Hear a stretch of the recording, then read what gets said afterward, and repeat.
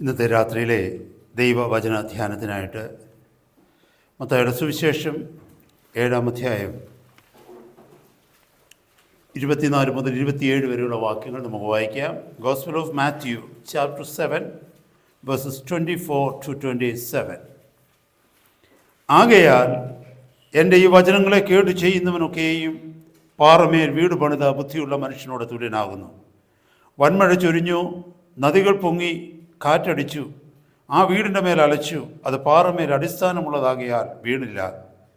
എൻ്റെ ഈ വചനങ്ങളെ കേട്ട് ചെയ്യാത്തവനൊക്കെയും മണലിന്മേൽ വീണ് പണിത മനുഷ്യനോട് തുല്യനാകുന്നു.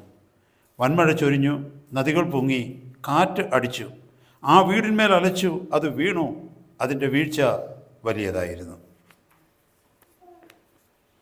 പരിശുദ്ധ പിതാവേ, അങ്ങയുടെ സന്നിധിയിലേക്ക് വീണ്ടും അങ്ങയുടെ പുത്രനും ഞങ്ങളുടെ കർത്താവുമായ ക്രിസ്തുയേശുവിൻ്റെ പരിശുദ്ധ നാമത്തിൽ അടിയങ്ങൾ അടുത്ത് വരുന്ന പശ്ച ഞങ്ങൾ വായിച്ച തിരുവചനത്തെ തൃക്കരങ്ങളിൽ തരുന്ന കർത്താവേ, അവിടുത്തെ തിരുവായും പൊഴിഞ്ഞ് അരുളി ചെയ്ത പരിശുദ്ധ വചനം ഇന്നത്തെ രാത്രി ഗ്രഹിപ്പാൻ്റെ ഗവണം ഞങ്ങളുടെ പരിശുദ്ധ ആത്മാവിനാൽ ഞങ്ങളെ സഹായിക്കണമേ. മാനുഷികമായി ഞങ്ങൾക്കതിന് കഴിവില്ലെന്ന് തിരിച്ചറിയുന്ന കർത്താവേ, ഇന്ന് രാത്രികാലം സ്വർഗീയമായ ജ്ഞാനത്തെ അടിയൻ്റെ മേൽ പകരണമേ, അഭിഷേകം അടിയൻ്റെ മേൽ പകരണമേ. തിരുവചനം ആധികാരികമായി പ്രസ്താവിക്കുവാനുള്ള കൃപയും ധൈര്യവും അടിയൻ്റെ ആത്മാവിൽ തന്നാട്ട് നമ്മുടെ ജനമാകുന്ന ഞങ്ങളെ ഒരുപോലെ അനുഗ്രഹിച്ചാട്ട്. പ്രാർത്ഥന കേട്ട കൃപയ്ക്കായി സ്തോത്രം. യേശു കർത്താവിൻ്റെ പരിശുദ്ധ നാമത്തിൽ അടിയങ്ങൾ അപേക്ഷിക്കുന്നു. കൃപയുടെ കേൾക്കണമേ. ആമേൻ.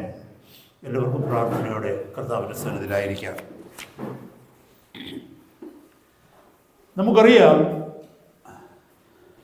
സെർമൺ ഓൺ ദ മൗണ്ട്, പർവ്വത പ്രസംഗത്തിൻ്റെ അവസാന ഭാഗം, ആ കൺക്ലൂഷനിൽ കർത്താവ് എത്തിയിട്ട് തൻ്റെ ചുറ്റും നിന്ന് ശിഷ്യന്മാരോട്, പുരുഷാരത്തോട് കർത്താവ് പറയുകയാണ്, എൻ്റെ ഈ വചനങ്ങളെ കേട്ട് ചെയ്യുന്നവൻ ഒക്കെയും, ശ്രദ്ധിക്കണമേ, എൻ്റെ ഈ വചനങ്ങളെ കേട്ട് ചെയ്യുന്നവൻ ഒക്കെയും, therefore whosoever hears these sayings of mine, എൻ്റെ ഈ വചനങ്ങളെ കേട്ട് ചെയ്യുന്നവനൊക്കെയും.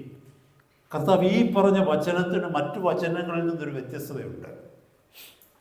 സഹോദരങ്ങളെ, വിശുദ്ധ വേദപുസ്തകത്തിലെ 66 പുസ്തകങ്ങൾ നമ്മൾ എടുക്കുമ്പോൾ ദൈവത്തിൻ്റെ തിരുവചനം മുഴുവനും ആദിയോടന്തം നമ്മൾ പരിശോധിക്കുമ്പോൾ അതിൻ്റെ ഏറ്റവും കാതലായ ഭാഗം, കോറായിരിക്കുന്നത് എവിടെയാണെന്ന് ചോദിച്ചാൽ മത്തായിയുടെ സുവിശേഷം 5, 6, 7 അധ്യായങ്ങളാണ്. അത് പഴയ നിയമമായിക്കൊള്ളട്ടെ, പുതിയ നിയമമായിക്കൊള്ളട്ടെ. ഈ അധ്യായങ്ങൾ പഠിക്കുമ്പോൾ നമുക്ക് പഴയ നിയമത്തിൻ്റെ കൽപ്പനകൾ അവിടെ കാണുവാനായിട്ട് കഴിയും, പുതിയ നിയമത്തിൻ്റെ കൽപ്പനകളും അവിടെ കാണുവാനായിട്ട് കഴിയും. ആ കോൺട്രസ്റ്റുകൾ, പഴയ നിയമവും പുതിയ നിയമവും തമ്മിലുള്ള കോൺട്രസ്റ്റ്, താരതമ്യ പഠനം കർത്താവിൻ്റെ വായിൽ നമുക്ക് അവിടെ കാണുവാനായിട്ട് കഴിയും. അപ്പോൾ ദൈവവചനത്തിൻ്റെ ആഴങ്ങൾ അല്ലെങ്കിൽ ആധികാരികത, അതിൻ്റെ ഉള്ളടക്കം, ഉൾക്കാമ്പ് എന്തെന്ന് തിരിച്ചറിയണമെന്നുണ്ടെങ്കിൽ ഈ 3 അധ്യായങ്ങളൊന്ന് ധ്യാനിച്ചാൽ മാത്രം മതിയാകും.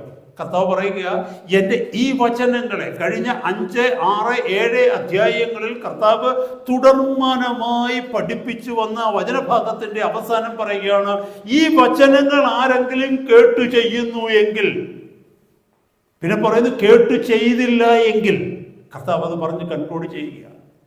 സഹോദരങ്ങളെ, നമ്മൾ മനസ്സിലാക്കണമേ, ഹല്ലേലൂയ, നമുക്ക് ഈ ഭൂമിയിലേക്കൊക്കെ ഒന്ന് നോക്കിക്കഴിഞ്ഞാൽ, ചുറ്റുപാട് നോക്കിക്കഴിഞ്ഞാൽ വില കൂടിയ രത്നങ്ങളുണ്ട്, ഡയമണ്ടുകളുണ്ട്, അല്ലെങ്കിൽ മറ്റെന്തെങ്കിലുമൊക്കെ വളരെ പ്രഷ്യസ് ആയിരിക്കുന്ന മെറ്റൽസ് ഉണ്ട്, വില കൂടിയത് ലോഹങ്ങളുണ്ട്. ഇതൊക്കെ ഭൂമിയുടെ ഉപരിതലത്തിൽ നമുക്ക് കാണുവാനായിട്ട് കഴിയത്തില്ല. You can't see those precious metals, gold, silver, or diamond or platinum or whatever you call it. You won't be able to see on the face of the earth. You will have to dig deep down, probably hundreds of meters down. Then only you can get those things. കാരണം എന്തെന്നറിയാമോ, വില കൂടിയതിനെയൊക്കെ ദൈവം ഒളിപ്പിച്ചിരിക്കുന്നത് ആഴങ്ങളിലാണ്. ആര് അധ്വാനിക്കുവാൻ തയ്യാറാകുന്നുവോ, ആര് പ്രയത്നിക്കുവാൻ തയ്യാറാകുന്നുവോ, അതിന് വില കൊടുക്കുവാൻ തയ്യാറാകുന്നുവോ, അങ്ങനെയുള്ളവർക്ക് മാത്രമേ അത് ഗ്രഹിക്കത്തുള്ളത്. ഭൗതികമായാലും ശരി, ആത്മീകമായാലും ശരി. കർത്താവ് പറയുകയാണ്, എൻ്റെ ഈ വചനങ്ങൾ നിങ്ങൾ കേട്ടു ചെയ്യുകയാണെങ്കിൽ നിങ്ങൾ ആർക്കു തുല്യനാകും എന്ന് ഞാൻ പറയാം എന്ന് പറഞ്ഞാൽ, പാറമേൽ വീട് പണിത മനുഷ്യനോട്, ബുദ്ധിയുള്ള മനുഷ്യനോട് തുല്യനായി തീരും. ഹല്ലേലൂയ. അപ്പോൾ സഹോദരങ്ങളെ, നമ്മൾ മനസ്സിലാക്കേണ്ടത് എന്തെന്ന് ചോദിച്ചാൽ, കർത്താവിൻ്റെ ഈ വചനത്തിൻ്റെ ഉള്ളടക്കം നമ്മളൊന്ന് ഗ്രഹിക്കണം. എനിക്ക് നിങ്ങളോട് പറയുവാനുള്ളത് ഒന്ന് മാത്രമേ ഉള്ളൂ. നമ്മളിൽ എത്ര പേര് സെർമൺ ഓൺ ദ മൗണ്ട്, മത്തായിയുടെ സുവിശേഷം 5, 6, 7 അധ്യായങ്ങൾ പഠിച്ചിട്ടുണ്ട്? എത്ര പേര് ഈ വചനത്തിൻ്റെ മുമ്പാകെ ഒന്ന് ഇരുന്നിട്ടുണ്ട്? എനിക്ക് നിങ്ങളോടുള്ള റിക്വസ്റ്റ് ഇതയാ, നിങ്ങൾ ഉപവാസം എടുത്ത് 1 ദിവസമോ 2 ദിവസമോ 3 ദിവസമോ ഒക്കെ ഒന്ന് ഉപവാസം എടുത്ത് പ്രാർത്ഥനയോടെ കണ്ണുനീരോടെ ഈ 3 അധ്യായങ്ങളുടെ മുമ്പാകെ നിങ്ങളൊന്ന് ഇരുന്ന് നോക്കിയേ. Your Christianity will change. Your concept about Christian doctrines will change. നമ്മുടെ ക്രിസ്തീയത മാറും, ക്രിസ്തീയ ജീവിതം നമ്മുടെ മാറും, കർത്താവിനെ കുറിച്ചുള്ള കാഴ്ചപ്പാട് നമ്മുടെ മാറും, നമുക്ക് നമ്മളെക്കുറിച്ചുള്ള കാഴ്ചപ്പാടുകൾ മാറും. കാരണം എന്തെന്ന് ചോദിച്ചാൽ, അത്രമാത്രം ആഴമേറിയതും വിലയേറിയതുമായ വളരെ വളരെ ആഴമേറിയ ദൈവിക മർമ്മങ്ങളാണ് ഈ 3 അധ്യായങ്ങളിൽ കർത്താവ് എഴുതിയിരിക്കുന്നത്. 7-ാമത്തെ അധ്യായത്തിൻ്റെ ആദ്യ ഭാഗത്തേക്കൊന്ന് നോക്കിക്കഴിഞ്ഞാൽ, ആദ്യ ഭാഗം താഴേക്ക് വായിച്ചു വരുമ്പോൾ 13 മുതലുള്ള വാക്യങ്ങൾ പറയുന്നത് കോൺട്രാസ്റ്റുകൾ കാണിക്കുക. അവിടെ 2 വാതിലിനെ കുറിച്ച് പറയുന്നുണ്ട്. ആ 2 വാതിലുകൾ 2 വഴികളിലേക്കുള്ള തുറന്ന വാതിലുകളാണെന്ന് കാണിക്കുന്നുണ്ട്. 2 വാതിലുകൾ അത് 2 വഴിയിലേക്ക് പോകുന്നുണ്ട്. എന്നിട്ട് കർത്താവ് പറയുന്നുണ്ട്, ആ 2 വഴികൾ 2 ലക്ഷ്യത്തിലേക്കാണ് നമ്മളെ എത്തിക്കുന്നത്, അല്ലേ? അവിടെ എഴുതിയിരിക്കുന്നത് അങ്ങനെയാ, ചോയ്സ് ഈസ് ഗിവൺ. നമ്മുടെ മുമ്പിലേക്ക് കർത്താവ് ഒരു ചോയ്സ് തരികയാണ്. These 2 gates are open before you. It is for you to choose between these 2. 2 വാതിലുകൾ നിന്റെ മുമ്പിൽ തുറന്നു വെച്ചിരിക്കുന്നു. അതിൽ ഏത് വാതിലിലൂടെ കടക്കണം എന്ന് തീരുമാനിക്കേണ്ടത് നീയാണ്. ഈ 2 വാതിലുകളിലൂടെ നീ കടക്കുമ്പോൾ 2 വഴിയിലാണ് നീ എത്തുന്നത്. ആ 2 വഴിയിലൂടെ നീ മുന്നോട്ട് പോകുമ്പോൾ നീ എത്തുന്നത് 2 അന്ത്യത്തിലാണ്. നമുക്കറിയാം, ഇടുക്കുവാതില്, വിശാലമായ വാതില്. അത് ചെല്ലുന്നത് ഇടുങ്ങിയ വഴി, വിശാലമായ വഴി. അത് വീണ്ടും ചെല്ലുന്നത് ജീവനിലെത്തുന്നു, മറ്റത് നാശത്തിലേക്ക് എത്തുന്നു. നമുക്കിത് മനസ്സിലാക്കുവാനായിട്ട് കഴിയും. അത് കഴിഞ്ഞ് ഇമ്മീഡിയറ്റ്ലി കർത്താവ് 2 വൃക്ഷങ്ങളെ കുറിച്ച് പറയുന്നു.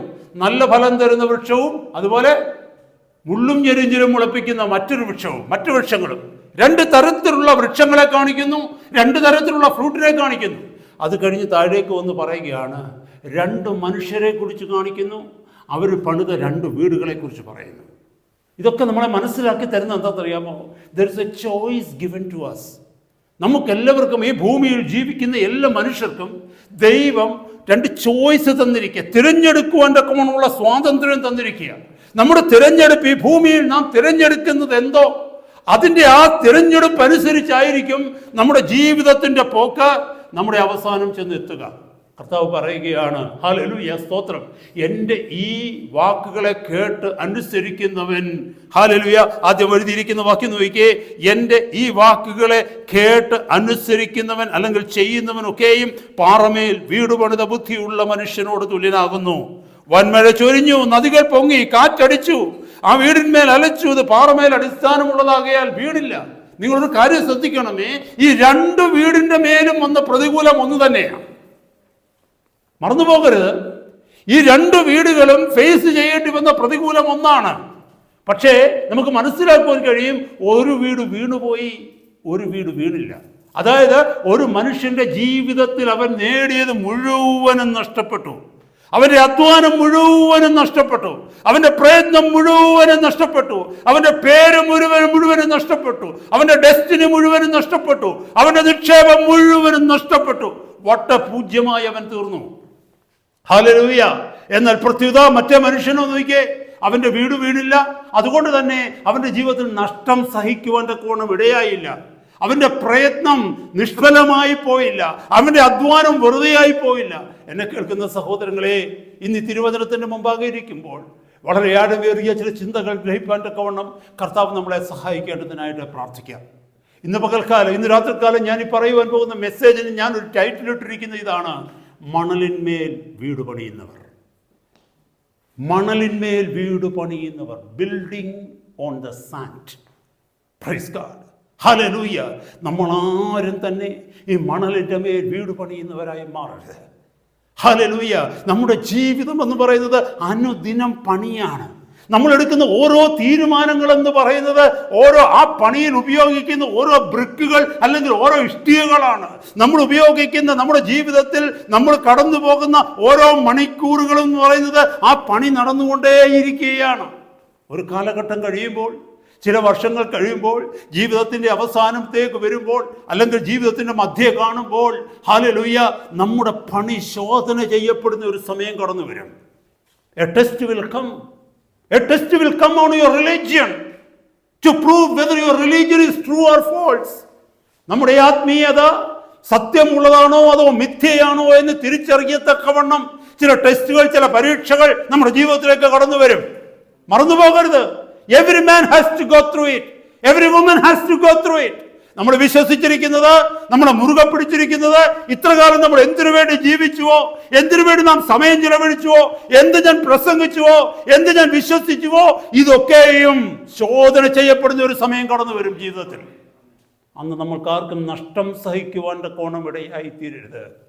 എൻ്റെ ജീവിതം വെറുതെയായി പോയല്ലോ എന്ന് പറയുവാനിടയാകരുത്. എൻ്റെ വർഷങ്ങൾ നഷ്ടപ്പെട്ടു പോയല്ലോ എന്ന് പറയുവാനിടയാകരുത്. എനിക്ക് ലഭിച്ച അവസരങ്ങളൊക്കെയും വൃഥാവിലായി പോയല്ലോ എന്ന് പറയുവാനിടയാകരുത്. ഞാൻ ചില വ്യക്തികളുടെ പിന്നാലെ പോയത് നഷ്ടത്തിലേക്കും നാശത്തിലേക്കുമാണല്ലോ എന്നെ എത്തിച്ചതെന്ന് പറയുവാനിടയാകരുത്. ഞാൻ ശരിയെന്ന് പറഞ്ഞ് എൻ്റെ മാറിനോട് ചേർത്ത് പിടിച്ചതൊക്കെയും തെറ്റായിരുന്നു എന്ന് ചിന്തിച്ചു പോകുവാനും അതോർത്ത് പശ്ചാത്തപിക്കുവാനും തക്കവണ്ണം സഹോദരങ്ങളെ നമുക്ക് ഇടയായി പോകരുത്. കർത്താവ് പറയുക, അതുകൊണ്ട് എന്താ ചെയ്യേണ്ടതെന്നറിയാമോ? എൻ്റെ ഈ വചനങ്ങൾ നീ കേൾക്കണം. സെർമൺ ഓൺ ദ മൗണ്ടിന്റെ പ്രത്യേകത എന്താണെന്നറിയാമോ? Sermon on the Mount is the only book. ആ 3 chapters I am talking about. ഈ 3 ചാപ്റ്ററിനെ കുറിച്ചാണ് ക്രിസ്ത്യാനിറ്റിയിൽ ഏറ്റവും ആഴമേറിയിട്ടുള്ള കോൺസെപ്റ്റുകളും ഡോക്ട്രിൻസും ഉണ്ടായിട്ടുള്ളത്. അത് മാത്രമല്ല, ഈ 3 അധ്യായങ്ങളാണ് ഏറ്റവും തെറ്റായ രീതിയിൽ വ്യാഖ്യാനിക്കപ്പെട്ടിട്ടുള്ളത്. ഈ 3 അധ്യായങ്ങളിലാണ് പുതിയ നിയമം എന്താണെന്ന് വളരെ വ്യക്തമായി കർത്താവ് വെളിപ്പെടുത്തിയിരിക്കുന്നത്. Do you want to know what is the New Testament? Do you want to know what is the New Covenant? Do you want to know what is the New Covenant Church? Do you want to know what Jesus has brought in from heaven? സ്വർഗത്തിൽ നിന്ന് കർത്താവ് എന്താണ് ഈ ഭൂമിയിലേക്ക് കൊണ്ടുവന്നതെന്ന് നിങ്ങൾക്കറിയണോ? എന്താണ് പുതിയ നിയമം എന്നറിയണോ? എന്താണ് പുതിയ നിയമസഭ എന്നറിയണോ? എന്താണ് ഒരു ക്രിസ്ത്യാനി എന്നറിയണമോ? ഇത് പഠിച്ചേ പറ്റൂ. സെർമൺ ഓൺ ദ മൗണ്ട് പഠിച്ചേ പറ്റൂ. അത് മാത്രമല്ല, ഈ സെർമൺ ഓൺ ദ മൗണ്ട്, ഈ പർവ്വത പ്രസംഗം, ഈ 3 അധ്യായത്തിലാണ് നമ്മുടെ പുറത്തെ ജീവിതത്തെക്കാൾ ആവശ്യം നമ്മുടെ അകത്തെ ജീവിതമാണെന്ന് വെളിപ്പെടുത്തുന്നത്. ഹല്ലേലൂയ. പുറത്തുള്ളതല്ല ദൈവസന്നിധിയിൽ പ്രാധാന്യം, പിന്നെയോ നിന്റെ അകത്തുള്ള ഹൃദയമാണ് ദൈവസന്നിധിയിൽ ശോധന ചെയ്യപ്പെടുന്നതെന്ന്, അസസ്രായിപ്പെടുന്നതെന്ന് നമ്മളെ പഠിപ്പിക്കുന്നത് ഈ 3 അധ്യായങ്ങളിലാണ്. അത് മാത്രമല്ല, when I say that I am a disciple of Christ, when I say that I am a follower of Christ, what is the standard for which I have been called for? ഞാൻ കർത്താവിൻ്റെ അനുയായിയാണെന്ന് പറയുമ്പോൾ, ഞാനൊരു വിശ്വാസിയാണെന്ന് പറയുമ്പോൾ, ഞാൻ യേശു ക്രിസ്തുവിന്റെ ശിഷ്യനാണെന്ന് പറയുമ്പോൾ, ഏത് നിലയിൽ ജീവിക്കുവാൻ തക്കവണ്ണമാണ് ഞാൻ വിളിക്കപ്പെട്ടിരിക്കുന്നതെന്ന് എന്നോട് പറയുന്നത് ഈ 3 അധ്യായങ്ങളിലാണ്. അപ്പോൾ അതെന്തുകൊണ്ടും നമ്മുടെ ക്രിസ്തീയ ജീവിതത്തിൽ വളരെ അത്യന്താപേക്ഷിതമാണ് ഈ 3 അധ്യായങ്ങൾ പഠിക്കുക എന്നുള്ളത്. ഹല്ലേലൂയ. ഞാൻ ഈ പറഞ്ഞ ഇല്ലസ്ട്രേഷനിലേക്ക് മാത്രമായിട്ട് വരുവാനായിട്ട് ആഗ്രഹിക്കുന്നു. കർത്താവ് പറഞ്ഞല്ലോ, ബുദ്ധിയുള്ള മനുഷ്യനും ബുദ്ധിയില്ലാത്ത മനുഷ്യനും. അതായത് 2 മനുഷ്യരുടെ പണി, അതായത് അവരുടെ ജീവിതത്തിൽ അവരുടെ ജീവിതങ്ങൾ എങ്ങനെയാണ് പണിതെടുത്തത്. നമ്മൾ ഓരോരുത്തരും ഇവിടെ ഇരിക്കുന്ന നമ്മളെല്ലാവരും ബിൽഡേഴ്സാണ്. നമ്മൾ വ്യക്തിപരമായ ജീവിതം പണിയുന്നവരാണ്, നമ്മുടെ കുടുംബജീവിതം പണിയുന്നവരാണ്, നമ്മുടെ ആത്മീക ജീവിതം പണിയുന്നവരാണ്, കുഞ്ഞുങ്ങളുടെ ഭാവി പണിതെടുക്കുന്നവരാണ്. നമ്മളെ ദൈവം ചില സാഹചര്യങ്ങളിൽ ചില ഉത്തരവാദിത്തങ്ങളെ ഏൽപ്പിച്ചു, അതൊക്കെ നമ്മൾ പണിതുകൊണ്ടിരിക്കുക. ചില സഹോദരങ്ങൾ സൺഡേ സ്കൂളിലാണ്, ചില കുഞ്ഞുങ്ങളെ പണിതെടുത്തുകൊണ്ടിരിക്കുക. ചിലർ മിനിസ്റ്റേഴ്സ് ആയിരിക്കും, അവരെ ഉത്തരവാദിത്വത്തിൽ ഏൽപ്പിച്ചിരിക്കുന്ന ചില കാര്യങ്ങൾ പണിതെടുത്തുകൊണ്ടിരിക്കുകയാണ്. ചിലർ മാതാപിതാക്കളായി വിളിക്കപ്പെട്ടവരാണ്, അവരവരുടെ കുടുംബം പണിതുകൊണ്ടിരിക്കുകയാണ്. ചിലർ സെക്യുലർ ലൈഫിൽ ഓഫീസുകളിൽ അല്ലെങ്കിൽ ജോലി സ്ഥലങ്ങളിൽ ചില കാര്യങ്ങൾ ഏൽപ്പിച്ചിരിക്കുകയാണ്, അവിടെ നമ്മൾ പണിതുകൊണ്ടിരിക്കുകയാണ്. അതിൻ്റെ അർത്ഥം we all are building something. നമ്മുടെ ഈ ബിൽഡിങ് റോക്കിൻ്റെ മേലാണോ, നിത്യമായി നിലനിൽക്കുന്ന പണിയാണോ എന്ന് നമ്മൾ തിരിച്ചറിയണം. ഒരു വീട് പണിയുന്നത് 1 മാസം താമസിക്കാനല്ലാന്നോ? നമ്മളൊരു ഭവനം പണിയുക എന്ന് പറഞ്ഞാൽ, ഒരു ഭവനം എന്ന് പറയുന്നത് അത് ആയുഷ്കാലം മുഴുവനും ജീവിക്കുവാൻ തക്കവണ്ണം, താമസിക്കുവാൻ തക്കവണ്ണം, കുടുംബമായി താമസിക്കുവാൻ, അല്ലെങ്കിൽ മക്കൾക്ക് കൊടുത്ത് അവരുടെ മക്കളും അവരുടെ തലമുറകളും താമസിക്കുവാൻ തക്കവണ്ണം. പ്രത്യേകിച്ച് പണ്ടത്തെ വീടുകളൊക്കെ നമുക്കറിയാം, പണ്ടത്തെ തറവാടുകളൊക്കെ അറിയാം. അതൊരു തലമുറയ്ക്ക് വേണ്ടി പണിയപ്പെട്ടതല്ല, എത്രയോ തലമുറകൾ ആ തറവാട്ടിൽ വളർന്നു പോകുന്നുണ്ട്. അപ്പോൾ ഒരു ഭവനം പണിയുന്നത് കുറച്ച് ദിവസത്തേക്ക് താമസിക്കുവാനല്ല. Praise God. സഹോദര സഹോദരി, ഒരു ഭവനം നീ പണിയുമ്പോൾ നിന്റെ ചുറ്റുപാടുകളിൽ നീ നോക്കി ഇന്നത്തേക്ക് ഇത് മതിയെന്നല്ല പറയേണ്ടത്, നാളെ ഇതിന്റെ ഗതി എന്താകും എന്ന് നീ ചിന്തിക്കേണ്ടിയിരിക്കുന്നു. ഞാൻ ഇന്ന് ഈ പണിയുന്ന പണിയുടെ ഭാവി എന്താകും? ഇന്ന് ഞാൻ ഈ ചെയ്യുന്ന അധ്വാനത്തിന്റെ ഭാവി എന്താകും? What is the future of my building? Hallelujah. എൻ്റെ ഈ അധ്വാനം കൊണ്ട്, എൻ്റെ ഈ പ്രയത്നം കൊണ്ട്, ഞാൻ ഈ സമയം ചിലവഴിക്കുന്ന കാര്യങ്ങൾ കൊണ്ട്, what is it going to give me back? How am I going to be rewarded for it? Or will I have a regret there? എൻ്റെ ജീവിതത്തിൽ എനിക്കൊരു പശ്ചാത്താപം ഉണ്ടാകേണ്ടതായിട്ട് വരുമോ? നമ്മളത് ചിന്തിക്കേണ്ടിയിരിക്കുന്നു സഹോദരങ്ങളെ. ഇവിടെ ഈ രണ്ട് ബിൽഡിങ്ങിനെ കുറിച്ച് പറയുമ്പോൾ ആദ്യം ഞാൻ അതിൻ്റെ സിമിലാരിറ്റീസ് എന്ന് പറയാൻ ആഗ്രഹിക്കുക. സിമിലാരിറ്റീസ് എന്ന് പറഞ്ഞാൽ അതിൻ്റെ സാമ്യത. അത് താരതമ്യം ചെയ്യുമ്പോൾ, ആ രണ്ടും കൂടെ വെച്ച് നോക്കുമ്പോൾ അതിൻ്റെ സാമ്യം എന്താണ്? രണ്ടാമത് അതിൻ്റെ വ്യത്യസ്തത അല്ലെങ്കിൽ ഡിഫറൻസസിനെ കുറിച്ചൊന്ന് പഠിക്കാൻ പോവുകയാണ്. അതിൽ നിന്ന് നമുക്ക് തിരിച്ചറിയാൻ പറ്റും മണലിൻ്റെ മേൽ വീണുപെടുന്ന മനുഷ്യൻ്റെ അവസ്ഥ എന്താണെന്ന്. അവസാനം അവിടെ നിന്ന് നമുക്ക് പഠിക്കുവാനായിട്ട് പറ്റും, നമ്മുടെ ജീവിതത്തിൽ ഇനിയുള്ള കാലമെങ്കിലും മണലിൻ്റെ മേൽ വീട് പണിയാൻ നാം ശ്രമിക്കരുതെന്ന്. അവിടെ നിന്ന് നമുക്ക് പഠിക്കുവാനായിട്ട് പറ്റും, ഞാനിപ്പോൾ പണിതുകൊണ്ടിരിക്കുന്ന എൻ്റെ ജീവിതം ക്രിസ്തു എന്ന പാറമേൽ അധിഷ്ഠിതമാണോ എന്ന്, ക്രിസ്തുവിൻ്റെ തിരുവചനത്തിൽ അധിഷ്ഠിതമാണോ എന്ന്. ഞാൻ ആദ്യം പറഞ്ഞതുപോലെ സഹോദരങ്ങളെ, കർത്താവിൻ്റെ തിരുവചനത്തിൻ്റെ ആഴങ്ങൾ ഗ്രഹിക്കണമെങ്കിൽ 2-3 സങ്കീർത്തനം പഠിച്ചു പോയാൽ പോരാ. ദൈവവചനത്തിന്റെ ആഴങ്ങളിലേക്ക് പോകണമെങ്കിൽ കർത്താവിന്റെ പരിശുദ്ധാത്മാവിന്റെ സഹായത്താൽ, കർത്താവിന്റെ കൃപയാൽ അവിടെ നമ്മുടെ ഹൃദയങ്ങൾ തുറന്നു മാത്രമേ കഴിയുകയുള്ളൂ. അതിനുവേണ്ടി നമ്മൾ അധ്വാനിക്കേണ്ടിയിരിക്കുന്നു, അതിനുവേണ്ടി നാം പ്രാർത്ഥിക്കേണ്ടിയിരിക്കുന്നു, അതിനുവേണ്ടി ദൈവകൃപയ്ക്ക് യാചിക്കേണ്ടിയിരിക്കുന്നു. മുമ്പേ പറഞ്ഞതുപോലെ ഹല്ലേലൂയ. വില കൂടിയ ലോഹങ്ങളുടെ, വില കൂടിയ മെറ്റൽസിൻ്റെയൊക്കെ ഓറിന്, അയിരുകൾ അതിന് ഖനനം ചെയ്യണമെന്നുണ്ടെങ്കിൽ ഒരു പക്ഷേ മൈലുകൾ താഴേക്ക് ഖനനം ചെയ്യേണ്ടതായിട്ട് വരും. വലിയ മൈൻസ് ഉണ്ട്, ഗോൾഡ് മൈനുകളുണ്ട്, അതുപോലെയുള്ള ലോഹങ്ങളുള്ള മൈനുകളുണ്ട്. ഒരുപാട് സമയമെടുത്ത്, പ്രയത്നമെടുത്ത്, അധ്വാനമെടുത്ത് അങ്ങ് താഴെ താഴെ താഴെ പോയി കഴിയുമ്പോഴാണ് അവർക്ക് ഗോൾഡ് അയിരും ഒക്കെ കിട്ടുന്നത്. വെറുതെ ഇരിക്കുന്നവർക്ക് അത് കിട്ടത്തില്ല. വെറുതെ ഇരിക്കുന്നവർക്ക് അത് കണ്ട് അപ്രീഷിയേറ്റ് ചെയ്യാമെന്നേ ഉള്ളൂ. വെറുതെ ഇരിക്കുന്നവർക്ക് കയ്യിലുള്ള കാശ് മുഴുവനും കൊടുത്ത് വാങ്ങിക്കാമെന്നേ ഉള്ളൂ. പക്ഷെ അത് അനുഭവിക്കുവാൻ കഴിയുന്നത്, അത് എൻ്റേത് എന്ന് പറഞ്ഞു എടുത്തുകൊണ്ട് വരുവാൻ കഴിയുന്നത് ആഴത്തിൽ കുടിക്കുന്നവർക്ക് വേണ്ടി മാത്രമാണ്. അപ്പോൾ ഞാനതിന് സാമ്യതയിലേക്കൊന്ന് വരുവാനായിട്ട് ആഗ്രഹിക്കുക. There are 3 സാമ്യതകളുണ്ട്. There are 3 similarities between these 2 buildings. ഈ 2 ബിൽഡിങ്ങുകൾ തമ്മിലുള്ള താരതമ്യം നമ്മൾ നോക്കുമ്പോൾ, അതിൻ്റെ സാമ്യത നോക്കുമ്പോൾ 3 കമ്പാരിസൺസ് അല്ലെങ്കിൽ 3 സിമിലാരിറ്റീസ് നമുക്ക് കാണുവാനായിട്ട് പറ്റും. ഒന്ന്, both of them heard the words of Christ. ഇവർ 2 പേരും കർത്താവിൻ്റെ വചനം കേട്ടവരാണ്. അതാ ഇവർ തമ്മിലുള്ള സിമിലാരിറ്റി. ഒന്നാമത്തെ സിമിലാരിറ്റി, ഒരാൾ വചനം കേട്ടില്ല, ഒരാൾ വചനം കേട്ടു എന്നുള്ളതല്ല.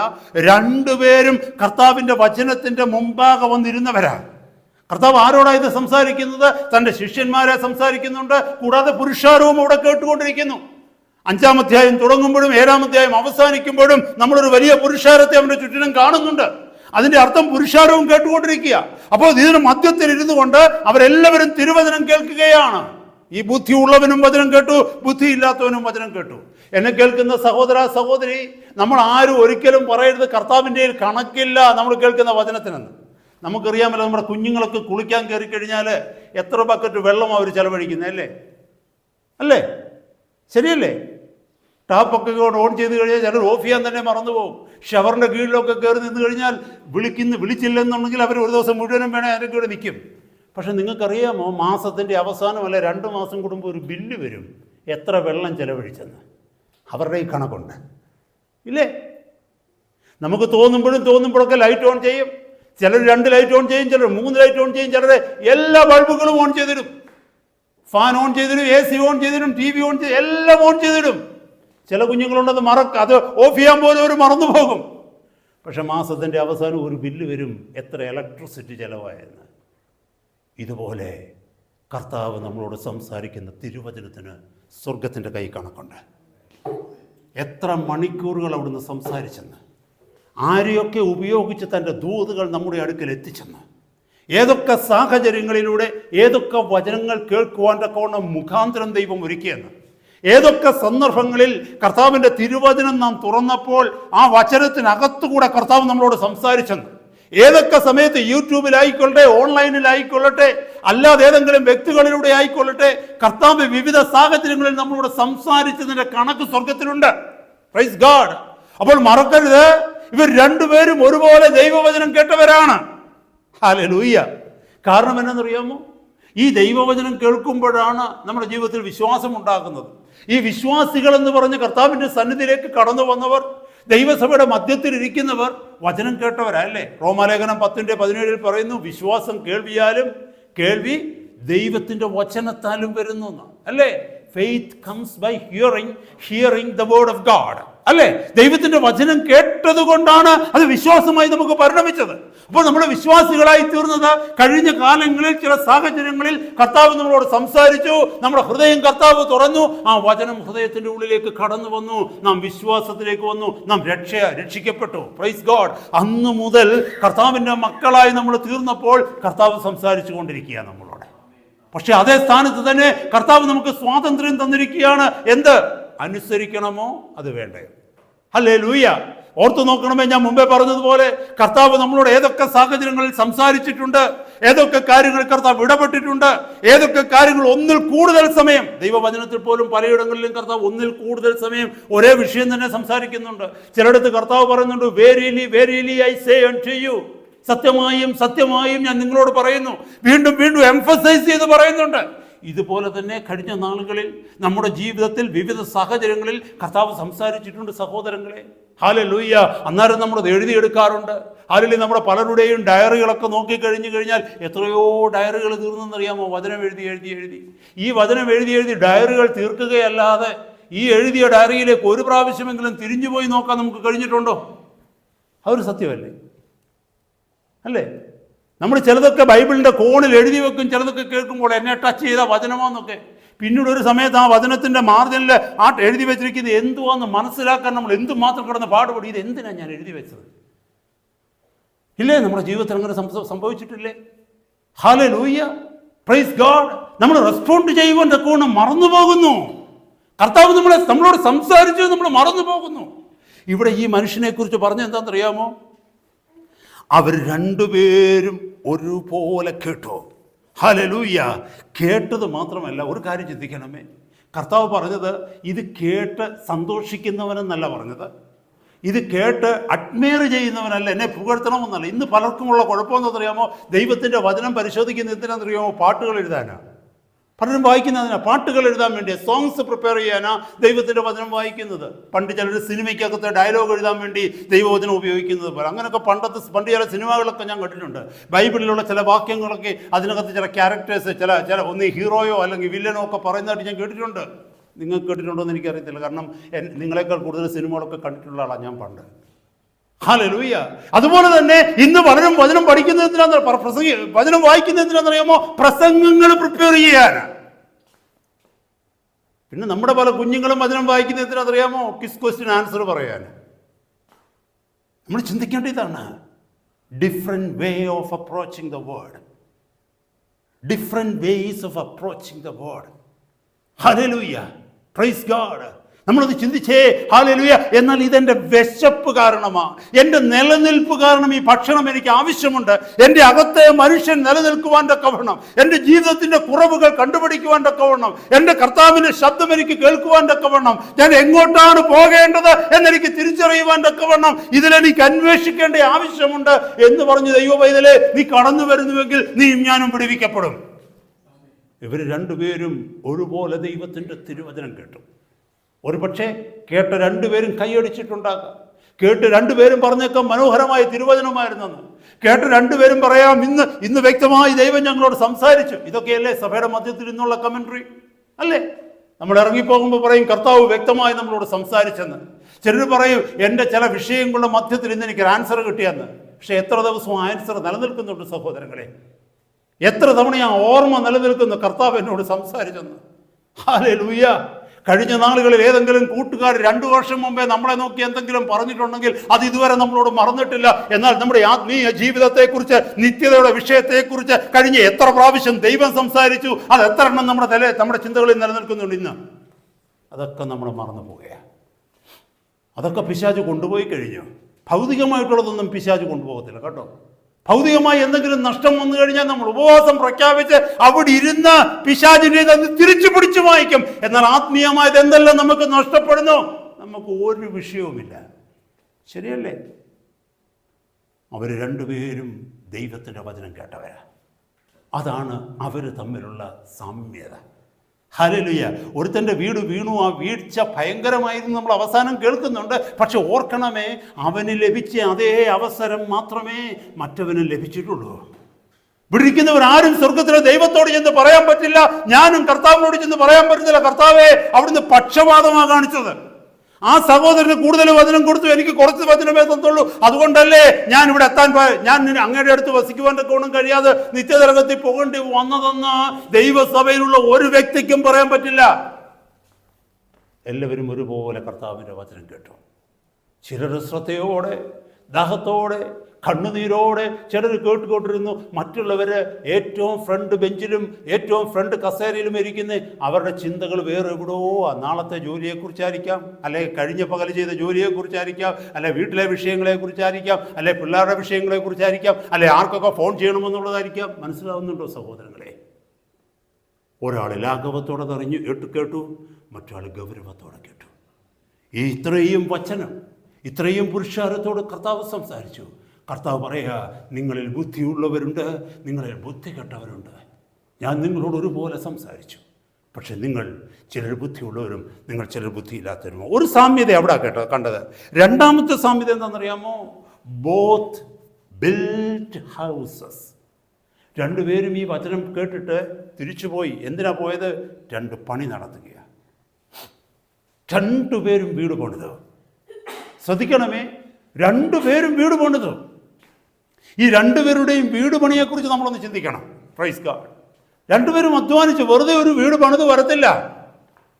ഇതിന് ആരുടെ വീട് കാണാനാ ഭംഗിയെന്ന് ചോദിച്ചു കഴിഞ്ഞാൽ ഞാൻ കണ്ടിട്ടില്ല. പക്ഷേ മാനുഷികമായിട്ടുള്ള ചിന്തയിൽ ലോജിക്ക് വെച്ച് പരിശോധിക്കാമെങ്കിൽ മണലിൻ്റെ മേൽ വീട് പണിതവൻ്റെ വീടായിരിക്കും ഭംഗിയുള്ളത് കാണാൻ. അതിൻ്റെ കാരണം എന്താണെന്നറിയാമോ? അതിൻ്റെ കാരണം എന്താ?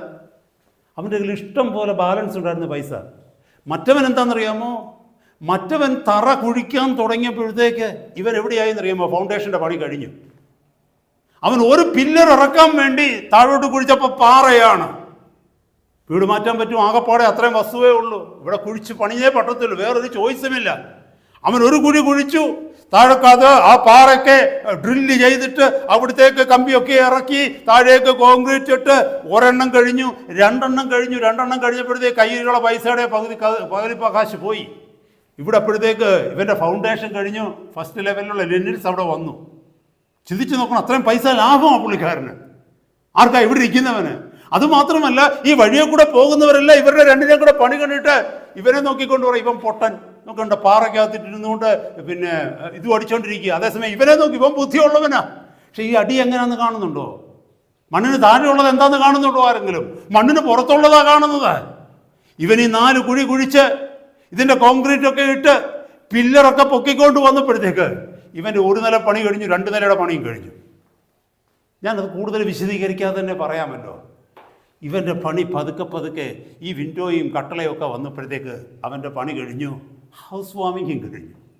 അവനിപ്പോൾ നോക്കുമ്പോൾ അവൻ്റെ കയ്യിൽ ഇപ്പോഴും 75% പൈസ ബാലൻസാണ്. ഇവൻ്റേതോ ഇവൻ ഓവർ ഡ്രാഫ്റ്റ് എടുക്കാൻ തുടങ്ങി ഇപ്പോഴേ. വീടിൻ്റെ 3/4 ആയില്ല, അതിനു മുമ്പേ ഓവർ ഡ്രാഫ്റ്റിലായി. കഷ്ടപ്പെട്ട് പണി. അതുമല്ല, ഇവൻ സുഖമായിട്ടിരുന്ന് കാറ്റ് കൊണ്ടുകൊണ്ട് മട്ടുപ്പാവിൽ ബാൽക്കണിയിൽ ഇരുന്നു കൊണ്ട് കടലോരത്തിലെ കാഴ്ചകളൊക്കെ കണ്ട് ആസ്വദിക്കുമ്പോൾ ഈ പാവം ഇവിടെ കിടന്ന് പണിയാ. ചിന്തിക്കണമേ, ഇവൻ കിടന്ന് പണിയാണ് ഇവന്. അപ്പം മുകളിലിരിക്കുന്നവർ പുച്ഛത്തല ഇവനെ നോക്കുന്നത്. ഇവൻ കുറേ കാലം നമ്മൾ പണിയുന്നതിൻ്റെ തലേദിവസം പണി തുടങ്ങിയവനാ. പക്ഷേ നമ്മളിവിടെ താമസം ആരംഭിച്ചിട്ട് 4 മാസം 6 മാസം കഴിഞ്ഞ് ഇപ്പോഴും അവൻ്റെ പണി നടന്നുകൊണ്ടിരിക്കുന്നതേ ഉള്ളൂ. ചിന്തിക്കണമേ സഹോദര, ഇവൻ എന്ത് ചെയ്തെന്ന് അറിയാമോ? ഇവന്റെ കയ്യിൽ കിട്ടിയ എക്സസ് മണി കൊണ്ട് എന്ത് ചെയ്യാന്നറിയാമോ? ഇവൻ അടിയല്ല വൃത്തിയാക്കിയത്, ഇവൻ പുറം വൃത്തിയാക്കാൻ തുടങ്ങി. എന്തിന്? മറ്റുള്ളവരുടെ കയ്യടി കിട്ടണം. മുറ്റത്ത് നല്ല പൂച്ചെടികളൊക്കെ വെച്ചു, കോമ്പൗണ്ട് വാളൊക്കെ കെട്ടി, നല്ല ഗേറ്റൊക്കെ ഇട്ടു, നല്ല ലൈറ്റൊക്കെ ഇട്ടു. വെളിയിൽ നിന്ന് നോക്കിക്കഴിഞ്ഞാൽ ഒരു മണിമങ്ങളികയാണ്. കാരണം കയ്യിലുള്ള കാശെല്ലാം താഴെ ആരും കാണാത്തതിനല്ല ചെലവാക്കിയത്, എല്ലാവരും കാണുന്നതിനാണ് ചെലവാക്കിയത്. കാരണം എല്ലാവരും കൈയടിക്കണം. ചിന്തിച്ച് നോക്കിയേ. അവസാനം ഈ പാവം പിടിച്ച മനുഷ്യനും പണി കഴിഞ്ഞു. പക്ഷെ രണ്ടുപേര് വെളിയിൽ നിന്നുകൊണ്ട് നോക്കിക്കഴിഞ്ഞാൽ 100ൽ 89 അല്ലെങ്കിൽ 100ൽ 90 മാർക്ക് ഈ വീടിന് കൊടുക്കും. പക്ഷെ ഈ വീടിന് 100ൽ 50 മാർക്ക് താഴെ കൊടുക്കത്തുള്ളൂ. പുറത്ത് നോക്കിയ കാരണം ഇവൻ ആകപ്പാടെ കടത്തിലാണ് അവസാനിച്ചത്. ഇവന് വെളിയിലുള്ള ഇൻറ്റീരിയർ ഡെക്കറേഷൻ ചെയ്യാനോ എക്സ്റ്റേണൽ ഡെക്കറേഷൻ ചെയ്യുവാനോ അതൊക്കെ അവൻ്റെ പൈസ ഇല്ല. അവൻ വിചാരിച്ചു പിന്നെ പൈസ വരുന്നതനുസരിച്ച് പുറകാലെ ചെയ്യാം. അപ്പോഴത്തേക്ക് ഇദ്ദേഹം ഭയങ്കരമായിട്ടെല്ലാമായി. അങ്ങനെ ഇരുന്ന സമയത്ത് മഴ പെയ്തത്. ശ്രദ്ധിക്കണമേ, ഇവിടെ പറയുന്നു വൻമഴ ചൊരിഞ്ഞു, നദികൾ പൊങ്ങി, കാറ്റടിച്ചു, ആ വീടിന്മേൽ അലച്ചു. ചിന്തിച്ചു നോക്കിയേ, നമ്മുടെ ഭാവനയിൽ അതൊന്ന് കാണണം. ഹല്ലേലൂയ. ഈ കാറ്റ് ആഞ്ഞടിക്കുന്നത് നമ്മുടെ ഭാവനയിൽ ഒന്ന് കാണണം. അവൻ ബാൽക്കണിയിൽ ഇരിക്കുന്ന ഹല്ലേലൂയ, അവന്റെ വീടിന്റെ മുറ്റത്തേക്ക് കാറ്റടിച്ചു കയറുന്നത്, അവന്റെ ഭവനത്തിലേക്ക് കാറ്റടിച്ചു കയറുന്നത് സഹോദരങ്ങളെ നമ്മുടെ ഭാവനയിൽ ഒന്ന് കാണണം. ആ വീട് കുലുങ്ങുന്നത് നമ്മുടെ ഭാവനയിൽ ഒന്ന് കാണണം. ആ വീടിന്റെ ഒരു ഭാഗം ചരിയുന്നത് നമ്മുടെ ഭാവനയിൽ ഒന്ന് കാണണം. പുറത്തു നോക്കിയാൽ ഭംഗിയില്ലെങ്കിലും ഇപ്പുറത്തിരിക്കുന്നവന് ഒരനക്കവുമില്ല. കാരണം എന്താണെന്നറിയാമോ? അത് പാറമേൽ പണിത വീടാണ്. ഒന്നുമല്ല, അവന്റെ ജീവൻ പോകത്തില്ല, അവന്റെ അകത്തുള്ളത് അവന് നഷ്ടപ്പെടത്തില്ല, അവൻ ഇറങ്ങി ഓടേണ്ട ഗതികേട് വരുന്നില്ല. എന്നാൽ ഇവിടെ ഇരിക്കുന്നവൻ ഇറങ്ങി ഓടുകയല്ല ചെയ്തത്, അവന്റെ കയ്യിലുള്ളത് മുഴുവനും തീർന്നു. ഒരു ഭാഗം, 2 ഭാഗം, 3-4 പില്ലർ ഒടിഞ്ഞ് വീട് ഒരു വശത്തേക്ക് തീർന്നു. എന്നെ കേൾക്കുന്ന സഹോദരങ്ങളെ, 2 പേര് പണിത പണിയാണ് നമ്മൾ കേട്ടത്. ഹല്ലേലൂയ. നമ്മുടെ ജീവിതം നോക്കിയേ, കർത്താവിന്റെ വാക്ക് കേട്ട് ഈ ഹോളിന് പുറത്തേക്ക് നമ്മൾ പോകുമ്പോൾ വീണ്ടും നമ്മുടെ പണി തുടരുകയാ. ഹല്ലേലൂയ. വീണ്ടും നമ്മുടെ തീരുമാനങ്ങൾ പല കാര്യങ്ങളിൽ എടുക്കുക, വീണ്ടും നമ്മുടെ സമയം നമ്മൾ ചെലവഴിക്കുന്നതിന് പല മാർഗങ്ങൾ നോക്കുകയാണ്. വീണ്ടും ചില ഭൗതികമായ ജീവിതത്തിൽ ആത്മീക വിഷയങ്ങളിൽ കർത്താവിന്റെ ശബ്ദം നമ്മൾ വീണ്ടും കേൾക്കും. കഴിഞ്ഞ രാത്രി ഞാൻ നിന്നോട് സംസാരിച്ചത് ഓർക്കുന്നുണ്ടോ ദൈവമേ? അത് കേട്ടിട്ടും കേട്ടില്ല എന്ന് നമ്മൾ നടിക്കുക. പരസ്പരമുള്ള സംസാരത്തിൽ, ഭാര്യ ഭർത്തൃ ബന്ധത്തിൽ, കുഞ്ഞുങ്ങളുമായിട്ടുള്ള ബന്ധത്തിൽ, കൂട്ടുകാരുമായിട്ടുള്ള ബന്ധത്തിൽ, ജോലി സ്ഥലത്തുള്ള ബന്ധത്തിൽ, ഇവിടെയൊക്കെയും വിവിധ വിഷയങ്ങളുടെ മധ്യത്തിൽ ദൈവത്തിന്റെ പരിശുദ്ധാത്മാവ് നമ്മളെ ഓർമ്മിപ്പിക്കുകയാണ്. കഴിഞ്ഞ രാത്രി കേട്ട വചനം നീ ഓർക്കുന്നുണ്ടോ? നമുക്കത് വിഷയമല്ല. കാരണം ആ വചനം അനുസരിക്കാൻ പോയി കഴിഞ്ഞാൽ ചില നഷ്ടങ്ങൾ നമുക്കുണ്ട്. ആ വചനം അനുസരിക്കാൻ പോയി കഴിഞ്ഞാൽ പോക്കറ്റിൽ നിന്ന് പലതും പോകും. ആ വചനം അനുസരിക്കാൻ പോയി കഴിഞ്ഞാൽ ചില ബന്ധങ്ങൾ വേണ്ടെന്ന് വെക്കേണ്ടി വരും. ആ വചനം അനുസരിക്കുവാൻ പോയി കഴിഞ്ഞാൽ ഞാൻ സോഷ്യലി ഔട്ട്ഫിറ്റായി പോകും, അല്ലെങ്കിൽ ഔട്ട്കാസ്റ്റ് ആയി പോകും. സമൂഹത്തിൽ നിന്ന് ഞാൻ പുറത്താകെ പോകും. ഇതുവരെ എന്നെ സ്നേഹിച്ചവരും എന്നെ സ്നേഹിക്കാതെ വന്നേക്കാം. ഇതുവരെ എന്നിൽ ഉണ്ടായിരുന്ന സന്തോഷം എനിക്ക് സന്തോഷിക്കുവാൻ കഴിയാതെ വന്നേക്കാം. ചിലതിനകത്തൊക്കെ വേണ്ടെന്ന് ഞാൻ വെച്ചു കഴിഞ്ഞാൽ ഞാൻ മൂകനായി പോയേക്കാം, ഊമനായി പോയേക്കാം. ചിലരതാ ചിന്തിക്കുന്നത്. ഈ ഫ്രണ്ട്ഷിപ്പ് ഒന്നുമില്ലെങ്കിൽ, അല്ലെങ്കിൽ ഈ സോഷ്യൽ പാർട്ടികളൊന്നും ഇല്ലെന്ന് പറഞ്ഞാൽ നമുക്ക് എങ്ങനെ ജീവിക്കാൻ പറ്റും? എന്നിട്ടൊരു പറച്ചിലും പറയും, man is A social animal. മനുഷ്യൻ എന്ന് പറയുന്നത് സാമൂഹിക ജീവിയാണ്. ലോകത്തോട് ബന്ധപ്പെടാൻ പോയില്ലെങ്കിൽ, സമൂഹത്തോട് ഇടപെടുവാൻ പോയില്ലെങ്കിൽ, നമ്മൾ ഒറ്റപ്പെട്ടു പോയെങ്കിൽ നമുക്കങ്ങനെ ജീവിക്കാൻ പറ്റുമോ? ദൈവവചനം ഒരിക്കലും പറയുന്നില്ല സമൂഹത്തോട് ഇടപെടരുതെന്ന്. ദൈവവചനം ഒരിക്കലും പറയത്തില്ല ലോകത്തിൽ നീ പോയി ജോലി ചെയ്യരുതെന്നല്ലോ. ദൈവവചനം എങ്ങും പറഞ്ഞിട്ടില്ല. പക്ഷേ അവിടെയൊക്കെയും കർത്താവ് പറയുന്നത് നീ ലോകക്കാരനല്ലെന്ന് ഓർക്കണം. നീ സമൂഹത്തിൽ മറ്റുള്ളവരെ പോലെ ഉള്ളവനല്ലെന്ന് നീ ഓർക്കണം. അവിടെയൊക്കെയും നീ കർത്താവിന്റെ പ്രതിനിധിയായി നിൽക്കണം. നശിച്ചു പോകുന്നതിന് വേണ്ടിയല്ല, നിത്യമായി നിലനിൽക്കുന്നതിന് വേണ്ടി നിന്നെ സമയം ചെലവഴിക്കണം. അതാ കർത്താവ് നമ്മളെ ഓർമ്മിപ്പിക്കുന്നത്. കർത്താവ് പറഞ്ഞിട്ടുണ്ടോ വീട് പണിയരുതെന്ന്? കർത്താവ് പറഞ്ഞിട്ടുണ്ടോ വാഹനം വാങ്ങിക്കരുതെന്ന്? കർത്താവ് പറഞ്ഞിട്ടുണ്ടോ നല്ല ജോലി കണ്ടുപിടിക്കരുതെന്ന്? കർത്താവ് പറഞ്ഞിട്ടുണ്ടോ കുഞ്ഞുങ്ങളെ നല്ല ക്വാളിഫിക്കേഷന് പഠിപ്പിക്കരുതെന്ന്? കർത്താവ് എവിടെങ്കിലും പറഞ്ഞിട്ടുണ്ടോ? കർത്താവ് പറഞ്ഞിട്ടുണ്ടോ ഹിമാലയായി പോയി എല്ലാവരും സന്യാസിമാരാകണമെന്ന്? ഇല്ല. കർത്താവ് ഈ ഭൂമിയിൽ ജീവിച്ചവനാണ്. കർത്താവ് ഈ ഭൂമിയിലെ സമാധാനവും സന്തോഷവും കണ്ടവനാണ്. നമ്മളൊക്കെ കഴിക്കുന്ന ആഹാരം കർത്താവ് കഴിച്ചവനാണ്. നമ്മൾ ഉപയോഗിക്കുന്ന ഒരുപക്ഷെ അതിനേക്കാൾ വില കൂടിയ വസ്ത്രങ്ങൾ കർത്താവ് ഉപയോഗിച്ചിട്ടുണ്ടാകാം, നമുക്കറിയില്ല. പക്ഷെ കർത്താവ് ഇട്ടിരുന്ന അങ്കി ഇച്ചിരി വിലയേറിയ അങ്കിയാണെന്ന് എനിക്ക് മനസ്സിലായി കേട്ടോ. അതെവിടുന്ന് അതാരെങ്കിലും കൊടുത്തതാകാനാ വഴി? കാരണം കർത്താവിൻ്റെ കൂടെ നടന്ന കൂടെ നടന്ന സഹോദരന്മാരും സഹോദരിമാരൊക്കെ ചിലർ വളരെ പണക്കാരായിട്ട് നമുക്ക് ലൂക്കോസിന്റെ സുവിശേഷത്തിലൊക്കെ 8-ാം അധ്യായത്തിലൊക്കെ കാണുവാനായിട്ട് കഴിയുന്നുണ്ട്. അതിനകത്ത് ഒന്ന് ഹെരോദാവിൻ്റെ ഒരു മന്ത്രിയുടെ ഭാര്യയെക്കുറിച്ചൊക്കെ അവിടെ പറയുന്നുണ്ട്. തിരുവചനം നമ്മൾ പഠിക്കുന്നുണ്ടേ. അവിടെയൊക്കെ നല്ല സമൂഹത്തിൽ നിലയും വിലയും ഉള്ളവർ കർത്താവിൻ്റെ വചനം കേട്ട് അവൻ്റെ പിന്നാലെ വന്നിട്ടുണ്ട്. അവരാരെങ്കിലും ഒരിക്കൽ കൊടുത്ത് അങ്കിയാകാം. കാരണം എന്താണെന്നറിയാമോ? കർത്താവിനെ ക്രൂശിക്കുന്ന സമയത്ത് അവൻ്റെ അങ്കി കീറി അവർ പങ്കിടാതിരിക്കാൻ തക്കവണ്ണം ആർക്ക് കിട്ടുമെന്നും പറഞ്ഞ് അവർ ചീട്ടിടുന്നതായിട്ട് വചനത്തിൽ വായിക്കുന്നുണ്ട്. അതുമാത്രമല്ല, ആ അങ്കിയെക്കുറിച്ച് പറയുന്നത് മുകൾ മുതൽ താഴെ വരെ തുന്നലില്ലാത്തതായിരുന്നെന്ന്, ഒറ്റ അങ്കിയായിരുന്നെന്ന്. അപ്പോൾ അത് വില കൂടിയ അങ്കിയായിരുന്നു. ഞാൻ പറയാൻ വന്ന ഇതാണ്, ഒരു സാധാരണ മനുഷ്യനെ പോലെ ഈ ഭൂമിയിൽ ജീവിച്ചവനാണ് നമ്മുടെ കർത്താവ്. അപ്പോസ്തലന്മാരെ നോക്കിയേ, അവരൊരു സാധാരണ മനുഷ്യനെ പോലെ ഈ ഭൂമിയിൽ ജീവിച്ചവരാണ്. അവരാരും ഹെർമിറ്റ്സ് ആയിരുന്നില്ല, അവരാരും മങ്സ് ആയിരുന്നില്ല, അവരാരും സന്യാസി വര്യന്മാരൊന്നും ആയിരുന്നില്ല. താടിയും മുടിയൊക്കെ വളർത്തി ഏതെങ്കിലും ഗുഹകളിൽ പോയിരുന്നുകൊണ്ട് തപസ് ചെയ്തവരായിരുന്നില്ല നമ്മുടെ കർത്താവും തന്റെ ശിഷ്യന്മാരായ അപ്പോസ്തലന്മാരും. നമ്മളെപ്പോലെ തന്നെ സാധാരണക്കാരായി ജീവിച്ചവർ, ജോലി ചെയ്ത് ജീവിച്ചവർ. എവിടെയാ വചനം പറയുന്നത് നമ്മളോട് ഇതൊന്നും ചെയ്യേണ്ടെന്ന്? പക്ഷെ ഒന്ന് മാത്രമേ കർത്താവിൻ്റെ വചനം നമ്മളെ ഓർമ്മിപ്പിക്കുന്നുള്ളൂ: നിത്യമായി നിലനിൽക്കുന്നതിന് വേണ്ടി നീ ജീവിക്കണം. ഈ ലോകത്തിൽ കാണുന്ന ക്ഷണികമായതിനു വേണ്ടി ഇന്ന് കണ്ട് നാളെ വാടിപ്പോകുന്ന, ഇന്ന് കണ്ട് നാളെ അപ്രത്യക്ഷമാകുന്നതിൻ്റെ പിന്നാലെ നീ ഓടി നിന്റെ നിത്യത കളയരുത്. ഹല്ലേലൂയ! കല്ലറയ്ക്കപ്പുറത്ത്, സെമിത്തേരിക്കപ്പുറത്ത് നിനക്കൊരു ജീവിതമുണ്ട്. അതിനപ്പുറത്തൊരു ജീവിതമുണ്ട്. നിനക്കൊരു നിത്യതയുണ്ട്. ഒരിക്കലും അവസാനിക്കാത്ത ഒരു ജീവിതം മരണശേഷം നിനക്കുണ്ട്. നീ ഭൂമിയിൽ എങ്ങനെ ജീവിക്കുന്നുവോ, ഇപ്പൊ പറഞ്ഞതുപോലെ കർത്താവിന്റെ തിരുവചനങ്ങളോട് നീ എങ്ങനെ പ്രതികരിക്കുന്നുവോ അതനുസരിച്ച് നിത്യത മാറും. ഒന്നുകിൽ നരകം, അല്ലെങ്കിൽ സ്വർഗം. അതാ കർത്താവ് നമ്മളെ പഠിപ്പിക്കുന്നത്. സഹോദര സഹോദരി, നമ്മൾ മറന്നു പോകരുത്. അപ്പൊ ഇവർ രണ്ടുപേരും പണിതു. Both have built A house, built houses. ഒരു കാര്യം ഓർക്കണമേ സഹോദരങ്ങളെ, 1 കൊരിന്ത്യർ 3-ാം അധ്യായത്തിലേക്ക് വരുമ്പോൾ അവിടെ ഒരു പണിയെക്കുറിച്ച് പറയുന്നുണ്ട്. ക്രിസ്തു എന്ന അടിസ്ഥാനത്തിൻ്റെ മേൽ പണിയപ്പെടുന്നതിനെ കുറിച്ച്. അവിടെ എഴുതിയിരിക്കുന്നത് അറിയാമോ? മരം, പുല്ല്, വൈക്കോല് പോലെ കത്തിപ്പോകുന്ന പണിയാകരുത് നമ്മുടേത്. ഹല്ലേലൂയ! അവിടെ ആ വചനത്തിലൊക്കെ ഒന്ന് വന്ന് ഞാൻ ആ ഭാഗം ഒന്ന് കാണിക്കാൻ ആഗ്രഹിക്കുക. അവിടെ എല്ലാ ദൈവമക്കളുടെയും പണിയെക്കുറിച്ച് അവിടെ എഴുതിയിരിക്കുന്നു. 3:11 മുതലുള്ള വാക്യങ്ങൾ നോക്കിയേ. 10 മുതലുള്ള വാക്യങ്ങൾ നോക്കും. 3:10 മുതൽ ഞാനൊന്ന് വായിച്ച് കേൾപ്പിക്കുക. ഞാനത് അവിടെ നിൽക്കുന്നില്ല, കാരണം മറ്റു ചില കാര്യങ്ങൾ കേൾക്കേണ്ടത് കൊണ്ട്. പൗലോസ് പറയുകയാണ്, പരിശുദ്ധാത്മാവിൽ പറയുകയാണ്, എനിക്ക് ലഭിച്ച ദൈവകൃപയ്ക്കൊത്തവണ്ണം ഞാനുമുള്ള ഒരു പ്രധാന ശില്പിയായി അടിസ്ഥാനമിട്ടിരിക്കുന്നു. മറ്റൊരുത്തൻ മീതെ പണിയുന്നു. താൻ എങ്ങനെ പണിയുന്നുവെന്ന് ഓരോരുത്തരും നോക്കിക്കൊള്ളട്ടെ. യേശു ക്രിസ്തു എന്ന ഇട്ടിരിക്കുന്ന അടിസ്ഥാനമല്ലാതെ മറ്റൊന്നിടുവാൻ ആർക്കും കഴിയുകയില്ല എന്ന് പറഞ്ഞാൽ എല്ലാ വിശ്വാസിയുടെയും അടിസ്ഥാനം എന്ന് പറയുന്നത് യേശു ക്രിസ്തുവാണ്. നമ്മളെല്ലാം പണിയുന്നത് യേശു ക്രിസ്തു എന്ന് പറയുന്ന ഈ അടിസ്ഥാനത്തിൻ്റെ മേലാണ് പണിയുന്നത്. ഇനി ശ്രദ്ധിക്കണമേ, 2 തരത്തിലുള്ള പണിയെക്കുറിച്ച് ഇനി പറയുന്നത്.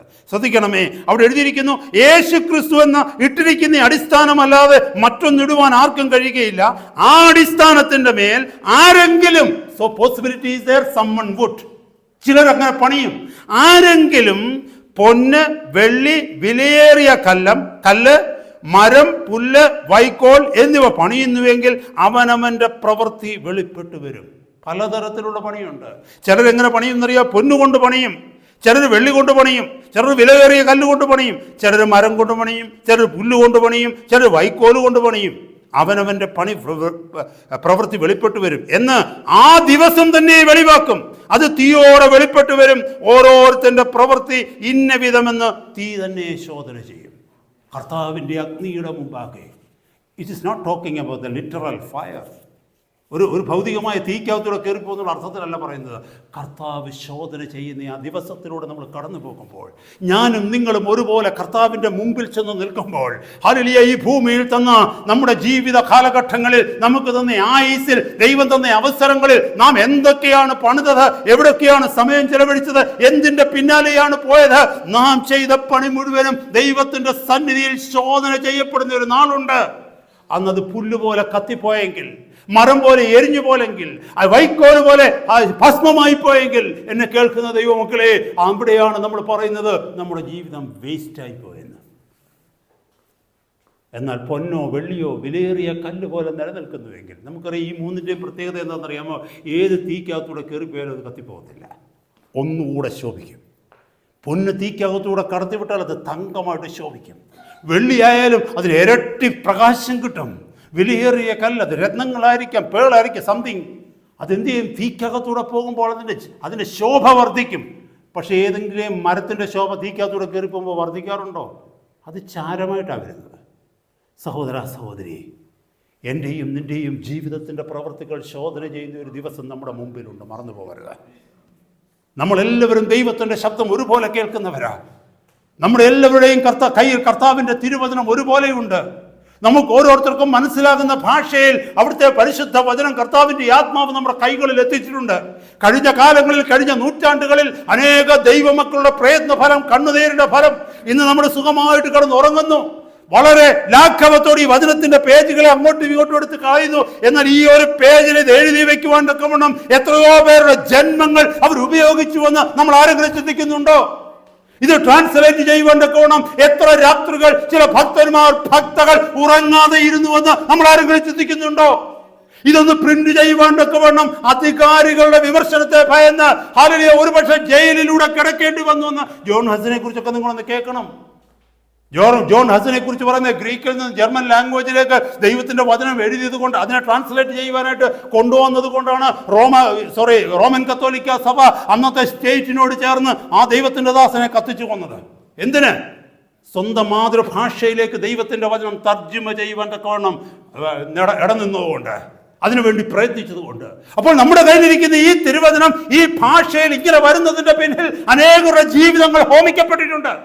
ഈ വചനം എടുക്കുമ്പോൾ ഒരിക്കലെങ്കിലും അവരെ ഓർക്കാറുണ്ടോ? അതിനുള്ള ഗൗരവം നമ്മൾ ഈ വചനത്തിന് കൊടുക്കാറുണ്ടോ? സഹോദര സഹോദരി, നമ്മളെ മറന്നു പോകണം. നമ്മുടെ പ്രയത്നങ്ങൾ ശോധന ചെയ്യുന്ന ഒരു ദിവസം വരുന്നു. നമ്മൾ എന്തിനു വേണ്ടി നിലനിന്നിരുന്നു, എന്തിനു വേണ്ടി അധ്വാനിച്ചു, എന്തായിരുന്നു നമ്മുടെ ലക്ഷ്യം എന്ന് തിരിച്ചറിയുന്ന ഒരു ദിവസം കടന്നു വരുന്നു. ഞാൻ വേഗം മുന്നോട്ട് പോകട്ടെ. ഒന്ന്, നമ്മൾ കേട്ടത് both heard Christ words. Second, both built homes. മൂന്നാമത്തത് both the houses were tested. രണ്ട് വീടുകളും ടെസ്റ്റ് ചെയ്യപ്പെട്ടു. അത് നമ്മൾ മുമ്പേ കേട്ടതുപോലെ അല്ലേ? രണ്ടുപേരുടെയും വീട് ശോധന ചെയ്യപ്പെട്ടു കേട്ടോ. ഈ ശോധന എന്ന് പറയുന്നത് ഒരാൾക്ക് മാത്രം വരുന്ന കാര്യമല്ല കേട്ടോ. ഒരു രീതിയിലായിരിക്കത്തില്ലെന്നേ ഉള്ളൂ. ജീവിതത്തിൻ്റെ പല സാഹചര്യങ്ങളിലൂടെ നമ്മുടെ ജീവിതത്തിൽ ടെസ്റ്റുകൾ വരും. കർത്താവ് നമ്മളെ ടെസ്റ്റ് ചെയ്യും. ചില അനുഭവങ്ങളിലൂടെ നമ്മളെ പരിശോധിക്കും. Whether whatever preach is true in our life. നമ്മൾ പ്രസംഗിക്കുന്നത് നമ്മുടെ ജീവിതത്തിൽ സത്യമാണോ എന്ന് കർത്താവ് നമ്മുടെ ജീവിതത്തിൽ പരിശോധിക്കും. ജീവിതത്തിൽ പ്രതികൂലങ്ങൾ, പ്രതിബന്ധങ്ങൾ, പ്രശ്നങ്ങൾ, എതിരുകൾ, പോരാട്ടങ്ങൾ നമ്മുടെ ജീവിതത്തിൽ വരുമ്പോൾ നമ്മൾ ഇട്ടിട്ടോടത്തില്ല. നമ്മുടെ അടിസ്ഥാനം പാറമേലാണെങ്കിൽ, ക്രിസ്തുവിന്റെ വചനത്തിൽ പണിയപ്പെട്ട ജീവിതമാണെന്നുണ്ടെങ്കിൽ ഏത് പ്രതികൂലം വന്നെന്ന് പറഞ്ഞാലും നമ്മളവിടെ നിലനിൽക്കും. അതാ ആദിമ നൂറ്റാണ്ട് മുതൽ ഇങ്ങോട്ട് നോക്കിയാൽ ദൈവഭക്തന്മാർ ഏത് പ്രതികൂലത്തിന്റെ നടുവിലും രക്തസാക്ഷിത്വം പോലും അതിനെ നേരിടുവാൻ തക്കവണ്ണം, വഹിപ്പാൻ തക്കവണ്ണം, തങ്ങളുടെ ജീവിതത്തിൽ രക്തസാക്ഷികളായി തീരുവാൻ തക്കവണ്ണം പോലും മുന്നോട്ട് ധൈര്യത്തോടെ വന്നതിന്റെ പിന്നിലെ കാരണം അവരുടെ ജീവിതം പണിയപ്പെട്ടത് ക്രിസ്തുവാകുന്ന പാറമേലാണ്. അവർ മണലിന്റെ മേൽ പണിയപ്പെട്ടവരല്ല. മണലിൻ്റെ മേൽ പണിയപ്പെട്ടവരെയാണ് ഇന്ന് പലപ്പോഴും സോഷ്യൽ മീഡിയയിലൊക്കെ കാണുന്നത്. എന്തെന്നറിയാമോ? ഇന്നലെ വരെ വിശ്വാസിയായിരുന്നു, കഴിഞ്ഞ ഇത്ര വർഷങ്ങളായി ഞാൻ പാസ്റ്ററായിരുന്നു, ഇപ്പം ഞാൻ പാസ്റ്റർ അല്ല, ഇപ്പം ഞാൻ ഇന്നതാ. എവിടുത്തെ പാസ്റ്റർ? വിശ്വാസിയായിരുന്നു. ഇവനൊന്നും വിശ്വാസി പോലും അല്ലെന്ന്. ഇവനൊക്കെ വചനം എന്തുവാണെന്നറിയാമോ? ഇവനൊക്കെ വചനം പഠിച്ചിട്ടുണ്ടോ? ദൈവനാമം ദുഷിക്കപ്പെടുവാൻ തക്കവണ്ണം, ദൈവസഭ അപമാനിക്കപ്പെടുവാൻ തക്കവണ്ണം, ജാതികളുടെ മധ്യത്തിൽ ദൈവത്തിന്റെ നാമം പരിഹസിക്കപ്പെടുവാൻ തക്കവണ്ണം ഓരോ ജന്മങ്ങളായി ഇവരൊക്കെ ഇറങ്ങിയെന്ന് മാത്രമേ ഉള്ളൂ. പിശാചിന്റെ കയ്യിൽ ആയുധങ്ങളായി മാത്രമേ മാറിയെന്നേ ഉള്ളൂ. കണ്ടിട്ടില്ലേ നിങ്ങൾ? നിങ്ങളുടെ കൂട്ടുകാരായിരുന്നവർ കണ്ടിട്ടില്ലേ നിങ്ങൾ? പലരും വിശ്വാസത്തിൽ നിന്ന് മടങ്ങി മാതൃസഭയിലേക്ക് പോയി എന്ന് പറഞ്ഞ് ചിലർ കേൾക്കുന്നില്ലേ? ദൈവവചനം പഠിച്ചവരാ ഇവരൊക്കെ പണിയപ്പെട്ടത് മണലിന്റെ മേല. പ്രതികൂലം വന്നപ്പോൾ, പോരാട്ടങ്ങൾ വന്നപ്പോൾ, സമ്മർദ്ദങ്ങൾ വന്നപ്പോൾ, സാഹചര്യങ്ങളിൽ അവർക്ക് ചില നേട്ടങ്ങൾ ഉണ്ടാകുമെന്ന് അവർക്ക് തോന്നിയപ്പോൾ അവർ കർത്താവിനെ ഉപേക്ഷിച്ചു. അതുവരെ കയ്യിലുണ്ട്, മുറുകെ പിടിച്ചിരുന്നു എന്ന് പറഞ്ഞിരുന്ന വിശ്വാസം ഉപേക്ഷിച്ചു. കാരണം എന്താണെന്ന് വെച്ചാൽ അവർ പണിയപ്പെട്ടത് മണലിൻ്റെ മേലായിരുന്നു. അങ്ങനെയുള്ള പലരും വിശ്വാസ സമൂഹത്തിലുണ്ട്. ശരിയല്ലേ? നമ്മുടെ ഓരോരുത്തരുടെയും ജീവിതത്തിലേക്ക് നോക്ക്. നമ്മൾ അങ്ങനെയാണോ? Are you holding on to that faith which you are professing about? നമ്മൾ പ്രസംഗിക്കുന്ന വചനത്തെ തന്നെയാണോ നമ്മൾ മുറുകെ പിടിക്കുന്നത്? വിശ്വാസത്തെ തന്നെയാണോ മുറുകെ പിടിക്കുന്നത്? ജീവിതത്തിന്റെ പ്രത്യേക സാഹചര്യങ്ങളിൽ, my children, are you forsaking your faith just for some sort of benefit? ചില നന്മകൾക്ക് വേണ്ടി, കൂട്ടുകാരുടെ അടുത്ത് വലിയവരാകാൻ വേണ്ടി, കൂട്ടുകാരെ അക്സെപ്റ്റ് ചെയ്യുവാൻ വേണ്ടി നമ്മുടെ വിശ്വാസത്തെ നമ്മൾ തള്ളിപ്പറയാറുണ്ടോ? നമ്മൾ ചിന്തിക്കണം അത്. Both houses were tested. ഇവിടെ നോക്കിക്കേ, 2 വീടുകളും ടെസ്റ്റ് ചെയ്യപ്പെട്ടു. ഒരു പ്രത്യേകതയുണ്ട്, എന്താണെന്നറിയാമോ? വീടിൻ്റെ പണി കഴിഞ്ഞാണ് ടെസ്റ്റഡ് ആയത്. അവിടെ അങ്ങനെ എഴുതിയിരിക്കുന്നത്. അപ്പോൾ നമ്മുടെ ജീവിതത്തിൻ്റെ ടെസ്റ്റ് വരുന്ന എപ്പോഴാണെന്നറിയാമോ? സമയമെല്ലാം കഴിയാറാകുമ്പോൾ. പിന്നെ തിരിച്ചു വന്നൊന്ന് പണിയാനുള്ള സമയം നമുക്ക് കിട്ടത്തില്ല. കാരണം നമ്മുടെ കയ്യിലുള്ള സമ്പാദ്യം മുഴുവൻ തീർന്നു, നമ്മുടെ ആരോഗ്യം മുഴുവൻ ക്ഷയിച്ചു, നമ്മുടെ സമയം മുഴുവനും തീർന്നു, ജീവിതം മുഴുവനും ഉപയോഗിച്ചാണ് ഈ പണി ചെയ്തത്.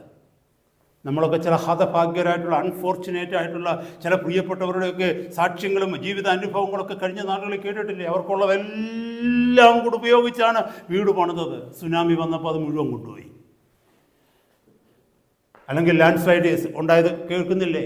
മല മുഴുവനും കൂടി ഇടിഞ്ഞു വന്നു, ഉരുൾപൊട്ടലുണ്ടായി, അതുവരെ ഉണ്ടായിരുന്ന മൊത്തം സമ്പാദ്യവും ഒലിച്ചുപോയി. ഈ ഒരു അനുഭവം ഒന്ന് ആലോചിച്ച് നോക്കിയേ.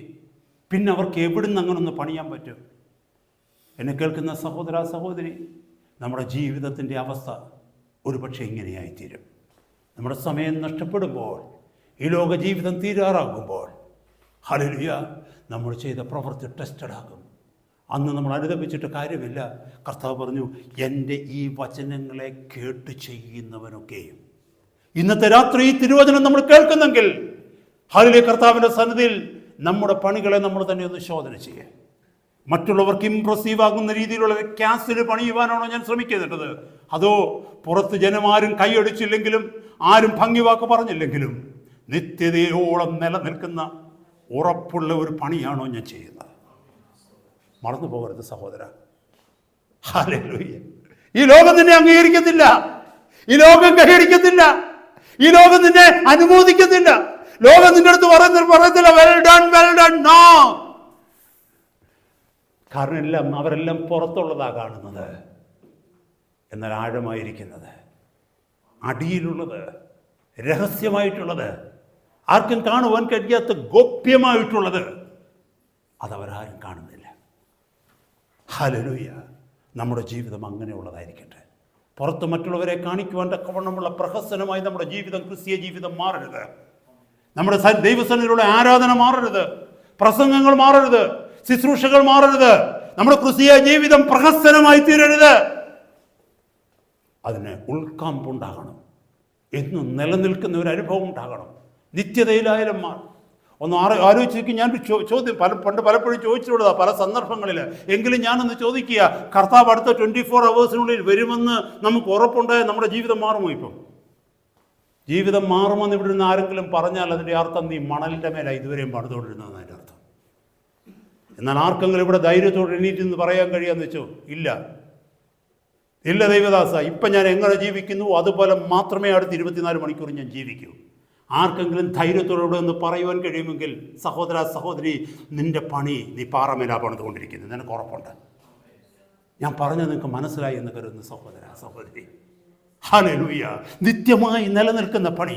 ആരും നമ്മളെ അനുമോദിച്ചില്ലെങ്കിലും, ആരും അംഗീകരിച്ചില്ലെങ്കിലും, എൻ്റെ കർത്താവിൻ്റെ വചനത്തിൽ, ആഴമേറിയ വചനത്തിൽ, നാളെ ഒരു സോറി പറയുവാൻ എനിക്കിടയാകാതെ വണ്ണം കർത്താവ് തന്ന വെളിച്ചത്തിൽ ഞാൻ എൻ്റെ വീട് പണിയും, ഞാൻ എൻ്റെ ജീവിതം പണിയും, ഞാൻ എൻ്റെ ശുശ്രൂഷയെ പണിയും എന്ന് പറയുവാൻ നമുക്ക് എത്ര പേർക്ക് കഴിയും?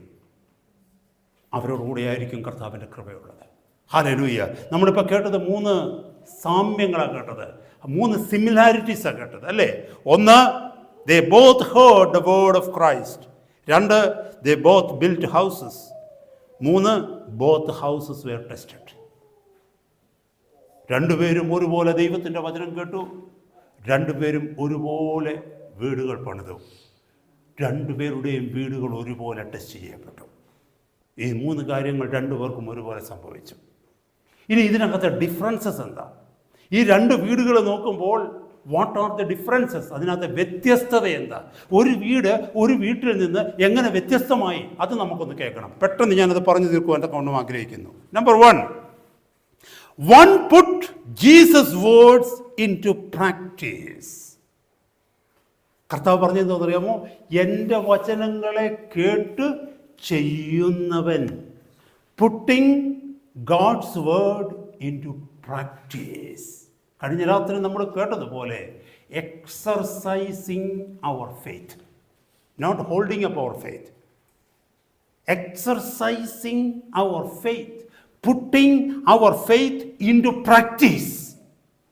No, not putting our faith into preaching. No, putting our faith into practice.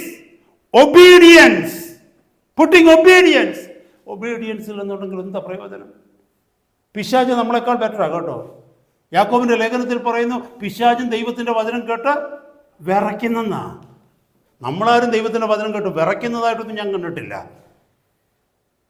കർത്താവിൻ്റെ വചനത്തിന് മുമ്പിൽ എൻ്റെ ജീവിതത്തിൽ ഞാൻ വിറച്ചിട്ടില്ല, ഭയപ്പെട്ടിട്ടുണ്ട്, നിന്നിങ്ങനെ കിടുകിടാന്ന് അടിച്ചിട്ടില്ല. പക്ഷെ പിശാചിനെ കുറിച്ച് പറയുന്നവൻ വചനത്തിന് മുമ്പാകെ കർത്താവ് എടാ പിശാചെന്ന് വിളിച്ച് അവൻ വിറയ്ക്കും. പക്ഷെ കുഴപ്പമൊന്നെന്നറിയാമോ? അവന് വചനത്തോട് ഒബീഡിയൻസ് ഇല്ല, അനുസരണയില്ല. അതുകൊണ്ടാണ് അവൻ പിശാചായത്. സഹോദര സഹോദരി, ദൈവത്തിൻ്റെ വചനത്തോട് നമുക്ക് അനുസരണയില്ലെങ്കിൽ നമ്മളും പിശാചിൻ്റെ മക്കളാണ്, യാതൊരു സംശയവുമില്ല. വിറച്ചാൽ മാത്രം പോരാ, ദൈവവചനം അനുസരിക്കുന്നില്ലെങ്കിൽ നമ്മൾ പിശാചിന് തുല്യരാ. അതാ കർത്താവിന്റെ വചനം പറയുന്നത്. പിശാച് നമ്മളെക്കാൾ ബെറ്റർ ആണെന്നാ പറയുന്നത്. ഇവിടെ പറയുന്നു എന്താണെന്നറിയാമോ? One put Jesus word into practice. കർത്താവ് ഈ എൻ്റെ വചനങ്ങളെ കേട്ട് ചെയ്യണം. കോപിക്കരുതെന്ന് കർത്താവ് പറഞ്ഞെങ്കിൽ ഞാൻ കോപിക്കരുത്. അടുത്ത പ്രാവശ്യം കോപം എൻ്റെ ജീവിതത്തിലേക്ക് വരുമ്പോൾ പെട്ടെന്ന് ഞാൻ ദൈവത്തിന്റെ വചനം ഓർക്കണം. കോപിക്കരുത്. കോപിക്കുന്നെങ്കിൽ എന്തുവെന്നറിയാമോ? ഞാൻ സഹോദരൻ്റെ കൊലപാതകനാ. അതല്ല, അങ്ങനല്ലേ മത്തായിയുടെ സുവിശേഷം 5-ാം അധ്യായത്തിൽ എഴുതിയിരിക്കുന്നത്? അങ്ങനെയാണ്. സ്ത്രീയെ മോഹിക്കേണ്ടതിന് അവളെ നോക്കുന്നെങ്കിൽ ഞാൻ വ്യഭിചാരിയാ. ഞാനൊരു സ്ത്രീയെ നോക്കുകയാണെന്ന് വെച്ചോ രഹസ്യത്തിൽ, അല്ലെങ്കിൽ എൻ്റെ മൊബൈലിൽ നോക്കുകയാണെന്ന് വെച്ചോ, പെട്ടെന്ന് ഈ ചിന്ത എൻ്റെ മനസ്സിലേക്ക് വരണം. സ്ത്രീയെ മോഹിക്കേണ്ടതിന് അവളെ നോക്കുന്നവൻ ഹൃദയം കൊണ്ട് വ്യഭിചാരം ചെയ്തു പോയി. പെട്ടെന്ന് ഞാൻ ഞെട്ടണം, പെട്ടെന്ന് ദൈവസന്നിധിയിൽ ഞാൻ കണ്ണുനീരൊഴുക്കണം. കർത്താവേ, ഞാനത് ചെയ്തു. അങ്ങനെ എനിക്ക് പറയാൻ കഴിയണം. അതാണ് putting Jesus words into practice. അതുപോലെ ഒരു പുരുഷനെ നോക്കിയെങ്കിലായിക്കൊള്ളട്ടെ, സ്ത്രീയെ മാത്രമല്ല, on the other way round. തിരിച്ചും നമുക്ക് ചിന്തിക്കാം. ഒരു സ്ത്രീ ഒരു പുരുഷനെ നോക്കിയെന്ന് വെച്ചോ, അത് ഓപ്പണായിട്ട് നോക്കണമെന്നില്ല, കമ്പ്യൂട്ടറിൽ നോക്കാമല്ലോ ഇന്നത്തെ കാലത്ത്, അല്ലേ? അടച്ചിട്ടിരിക്കുന്ന മുറിയിലിരുന്ന് നോക്കിക്കഴിഞ്ഞാൽ ലോകം മുഴുവനും തുറന്നു കാണാൻ പറ്റും. ഫോണിനകത്ത് അല്ലെ കമ്പ്യൂട്ടറിനകത്ത് ലാപ്ടോപ്പിനകത്ത് കാണാൻ പറ്റും. Putting into practice means paying 100% attention to the instruction and the commandment of the Lord. എവിടെങ്കിലും നമ്മൾ വീഴുന്നെങ്കിൽ, എവിടെങ്കിലും നമ്മൾ ചാഞ്ചാടുന്നെങ്കിൽ കർത്താവിനോട് കൃപയ്ക്കായി യാചിക്കണം. കർത്താവിൻ്റെ മുമ്പിൽ നമ്മൾ വിറയ്ക്കണം. Praise God. അത് എന്തുമായിക്കൊള്ളട്ടെ, മോഹമായിക്കൊള്ളട്ടെ, റിബല്യൻ ആയിക്കൊള്ളട്ടെ, അല്ലെങ്കിൽ ഗോസിപ്പ് ആയിക്കൊള്ളട്ടെ, മറ്റുള്ളവരെ കുറിച്ച് പരദൂഷണം പറയുന്നതായിക്കൊള്ളട്ടെ, കള്ളം പറയുന്നതായിക്കൊള്ളട്ടെ, ലോകസ്നേഹമായിക്കൊള്ളട്ടെ, ജഡത്തിന്റെ മോഹങ്ങളായിക്കൊള്ളട്ടെ, വളരണമെന്നുള്ള ആഗ്രഹം എന്തുമായിക്കൊള്ളട്ടെ, ദൈവത്തിന്റെ തിരുവചനത്തിൽ പറയുന്നതിന് കോൺട്രറി ആയിട്ട് എൻ്റെ ജീവിതത്തിൽ എന്തെങ്കിലും വന്നു കഴിഞ്ഞാൽ കർത്താവിൻ്റെ വചനത്തെ I must put that into practice. അതാ ഒരു മനുഷ്യൻ ചെയ്തത്. പക്ഷെ മറ്റവനെ കുറിച്ച് എഴുതിയിരിക്കുന്നത് എന്താണെന്നറിയാമോ? അവിടെ എഴുതിയിരിക്കുന്നു, ഒരുത്തനെ കുറിച്ച് പറഞ്ഞിരിക്കുന്നു. 24-ാം വാക്യത്തിൽ പറയുന്നു, വേഴ്സ് 24, ആകയാൽ എൻ്റെ ഈ വചനങ്ങളെ കേട്ടു ചെയ്യുന്നവൻ. അപ്പോൾ ഒരുത്തൻ കേട്ടു ചെയ്യുന്നവനാണ്. 26-ാമത്തെ വാക്യത്തിൽ പറയുന്നു, എൻ്റെ ഈ വചനങ്ങളെ കേട്ട് ചെയ്യാത്തവൻ ഒക്കെ. നമ്മൾ കഴിഞ്ഞ എത്രയോ വർഷങ്ങളായി ദൈവത്തിൻ്റെ തിരുവചനം കേൾക്കുന്നില്ലേ? ഇവിടെ ഇരിക്കുന്ന എത്ര പേർക്ക് ധൈര്യത്തോടെ പറയാൻ പറ്റും, ഇത്രയും നാൾ ഞാൻ കേട്ട വചനങ്ങളൊക്കെയും ഞാൻ കേട്ട് ചെയ്തെന്ന്? നമുക്ക് എത്ര പേർക്ക് പറയാൻ പറ്റും സഹോദരങ്ങളെ? കർത്താവ് ഇത്രയും നാൾ സംസാരിച്ച വചനങ്ങളൊക്കെ നമ്മൾ കേട്ട് ചെയ്തിരുന്നെങ്കിൽ ഇങ്ങനെ ആയിരിക്കുമോ നമ്മുടെ ആത്മീക നിലവാരം? അതിൻ്റെ അർത്ഥം പലതും നമ്മൾ കേട്ട് ചെയ്തില്ല. കാരണം എന്താണെന്ന് വെച്ചാൽ കേട്ടത് മറന്നുപോയി. രണ്ടാമത്തെ കാര്യം എന്താണെന്ന് വെച്ചാൽ കേട്ട കാര്യങ്ങൾ നമുക്ക് അസൗകര്യങ്ങൾ വരുത്തുന്നതായതുകൊണ്ട് നമ്മൾ മനഃപൂർവ്വം അതിനെ മറക്കാനായിട്ട് ശ്രമിച്ചു. കാരണം ലോകത്തിൻ്റെ ശക്തി ഈ വചനത്തിൻ്റെ ശക്തിയേക്കാൾ വലുതാണെന്ന് നമുക്ക് തോന്നി. നിത്യതയെന്ന് പറയുന്നത് ഫ്യൂച്ചറിലുള്ള കാര്യമല്ലോ. ഇപ്പോഴത്തെ കാര്യങ്ങളൊക്കെ ആദ്യം അങ്ങ് കഴിയട്ടെ, പിന്നെ നമുക്ക് ഫ്യൂച്ചറിനെ കുറിച്ച് ചിന്തിക്കാമെന്ന് നമ്മളിൽ പലരും ചിന്തിച്ചു. അല്ലെങ്കിൽ നമ്മളിൽ ചിലരോട് പിശാച് പറഞ്ഞു ഈ കേൾക്കുന്നതൊക്കെ വെറുതെയാന്ന്. ആ പ്രസംഗിക്കുന്നത് ദൈവദാസന്മാരെന്ന് പറയുന്നവരെ നോക്കി അവന്മാരുടെ കയ്യിലിരിക്കുന്ന പരിപാടികൾ കണ്ടു കഴിഞ്ഞാൽ നമ്മൾ അതിൻ്റെ പകുതി പോലും ചെയ്യുന്നില്ലല്ലോ, അപ്പോൾ ഇതിനകത്തൊന്നും വലിയ കാര്യമൊന്നും ഇല്ലെന്നേ പിശാച് നമ്മളെ അത് പഠിപ്പിച്ചു. നമ്മളത് വിശ്വസിച്ചു. അതുകൊണ്ടാണ് കേട്ട് ചെയ്യാത്തവൻ എന്ന വാക്ക് വന്നത്. അതിന് വിലയെ കൊടുത്തുള്ളൂ. എന്നെ കേൾക്കുന്ന സഹോദര സഹോദരി, കേട്ട് ചെയ്യുന്നതും കേട്ട് ചെയ്യാത്തതും തമ്മിലുള്ള വ്യത്യാസം എന്താണെന്നറിയാമോ? ഒരുത്തൻ്റെ പണി നിലനിന്നു, മറ്റവൻ്റെ പണി ഇല്ലാതെയായിപ്പോയി. ഒരുത്തൻ സ്വർഗത്തിലെത്തി, മറ്റവൻ നരകത്തിലെത്തി. അതാ വ്യത്യാസം. മറന്നു പോകരുത്. ആ വ്യത്യാസം കാണുന്നവനാണ് ഈ വചനത്തിന് പ്രാധാന്യം കൊടുക്കുന്നത്. ഹല്ലേലൂയ, സ്തോത്രം. ഒരു ജീവിതകാലം മുഴുവനും അധ്വാനിച്ചത് വേസ്റ്റായി പോയെന്നാണ്. ഒരു ജീവിതകാലം മുഴുവനും 10, 80, 90 വർഷക്കാലം ദൈവം ആയുസ് തന്നത് വെറുതെ ആയിപ്പോയെന്ന്. അധ്വാനിച്ചത് മുഴുവനും മറ്റുള്ളവർക്ക് കൊടുത്തിട്ട് പോകേണ്ടി വന്നു. എംപ്റ്റി ഹാൻഡോടുകൂടി, ശൂന്യമായ കൈകളോടുകൂടി നിത്യതയിൽ എത്തേണ്ടി വന്നു. ഭയാനകമാ സഹോദര സഹോദരി. അത് 1 യോഹന്നാൻ 2-ാം അധ്യായം 3-4 വാക്യങ്ങൾ പെട്ടെന്ന് ഞാനൊന്ന് വായിച്ചിട്ട്, ഞാനത് അവിടെ നിൽക്കുന്നില്ല, പെട്ടെന്ന് പറഞ്ഞു പോകാനായിട്ട് ആഗ്രഹിക്കുന്നു. 1 യോഹന്നാൻ 2-ാം അധ്യായം 3-4 വാക്യങ്ങൾ ഇങ്ങനെ എഴുതിയിരിക്കുന്നു.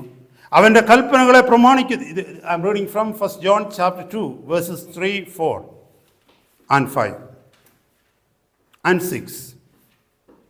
അവൻ്റെ കൽപ്പനകളെ പ്രമാണിക്കുന്നുവെങ്കിൽ നാം അവനെ അറിഞ്ഞിരിക്കുന്നുവെന്ന് ഇത് ഞാൻ അറിയുന്നു. ശ്രദ്ധിക്കണമേ, നമ്മൾ ആരെങ്കിലും പറയുക കർത്താവിനെ എനിക്ക് അറിയാമെന്ന് പറയുന്നെങ്കിൽ അതിൻ്റെ ലക്ഷണം എന്താണെന്ന് ചോദിച്ചാൽ കർത്താവിൻ്റെ വചനം നമ്മൾ അനുസരിക്കും. കർത്താവിൻ്റെ വചനം അനുസരിക്കുന്നില്ലെങ്കിൽ നമ്മളവനെ അറിഞ്ഞിട്ടില്ല. നമ്മൾ മണലിൻ്റെ മേൽ വീട് പണിതുകൊണ്ടിരിക്കുകയാണ്. ഭയങ്കര കയ്യടിയുണ്ട്, ഭയങ്കര ബഹളമുണ്ട്, എല്ലാം നമുക്കുണ്ട്. പ്രസംഗമൊക്കെ ഭയങ്കര സുന്ദര പ്രസംഗങ്ങളാണ്, എല്ലാവരും കൈയടിക്കുന്ന പ്രസംഗങ്ങളാണ്. പക്ഷേ പണിയുന്ന പണി മതിലിൻ്റെ മേലാണ്. കാരണം എന്താണെന്ന് ചോദിച്ചാൽ അവൻ്റെ പ്രമാണങ്ങളിലല്ല നമ്മുടെ സ്വകാര്യ ജീവിതം നിലനിൽക്കുന്നത്. ആരും കാണാത്ത നമ്മുടെ ഒരു ജീവിതമുണ്ട് കേട്ടോ. എല്ലാവരും കാണുന്ന ഈ പുറത്ത് കാണുന്ന ഈ ഷർട്ടും പാൻറ്റും ഒക്കെ കഴിഞ്ഞിട്ട് ഇതിനപ്പുറത്തൊരു രഹസ്യ ജീവിതം എനിക്കുണ്ട്. ആ രഹസ്യ ജീവിതമാണ് ക്രിസ്തുവിൻ്റെ വചനത്തിൽ ഞാൻ പണിയേണ്ടത്. ആദ്യം ഇവിടെ പറയുന്നു അവൻ്റെ കൽപ്പനകൾ. അവിടെയാണ് കൽപ്പനകൾ പ്രമാണിക്കുന്നത്. എൻ്റെ രഹസ്യ ജീവിതത്തിലാണ്, എൻ്റെ വ്യക്തിപരമായ ജീവിതത്തിലാണ്. ഹല്ലേലൂയ. ആ കൽപ്പനകളെ പ്രമാണിക്കുന്നുവെങ്കിൽ നാം അവനെ അറിഞ്ഞിരിക്കുന്നു എന്ന് അതിനാൽ അറിയുന്നു. അവനെ അറിഞ്ഞിരിക്കുന്നു എന്ന് പറയുകയും അവൻ്റെ കൽപ്പനകളെ പ്രമാണിക്കാതിരിക്കുകയും ചെയ്യുന്നവൻ കള്ളനാകുന്നു, സത്യം അവനിലില്ല എന്ന് പറഞ്ഞാൽ അവൻ്റെ വചനങ്ങളെ അറിഞ്ഞിരിക്കുന്നു എന്ന് പറയുക എന്ന് പറഞ്ഞാൽ പ്രസംഗിക്കുക, എല്ലാവരുടെയും മുമ്പിൽ വെച്ച് പ്രസംഗിക്കുക, തകർപ്പൻ പ്രസംഗങ്ങൾ പ്രസംഗിക്കുക. പക്ഷേ അവൻ്റെ കൽപ്പനകൾ അനുസരിക്കാതിരിക്കുക. Back off my life. അവനെ എങ്ങനെയാണ് വിളിക്കുന്നതെന്നാണ് പറഞ്ഞ്? കള്ളൻ.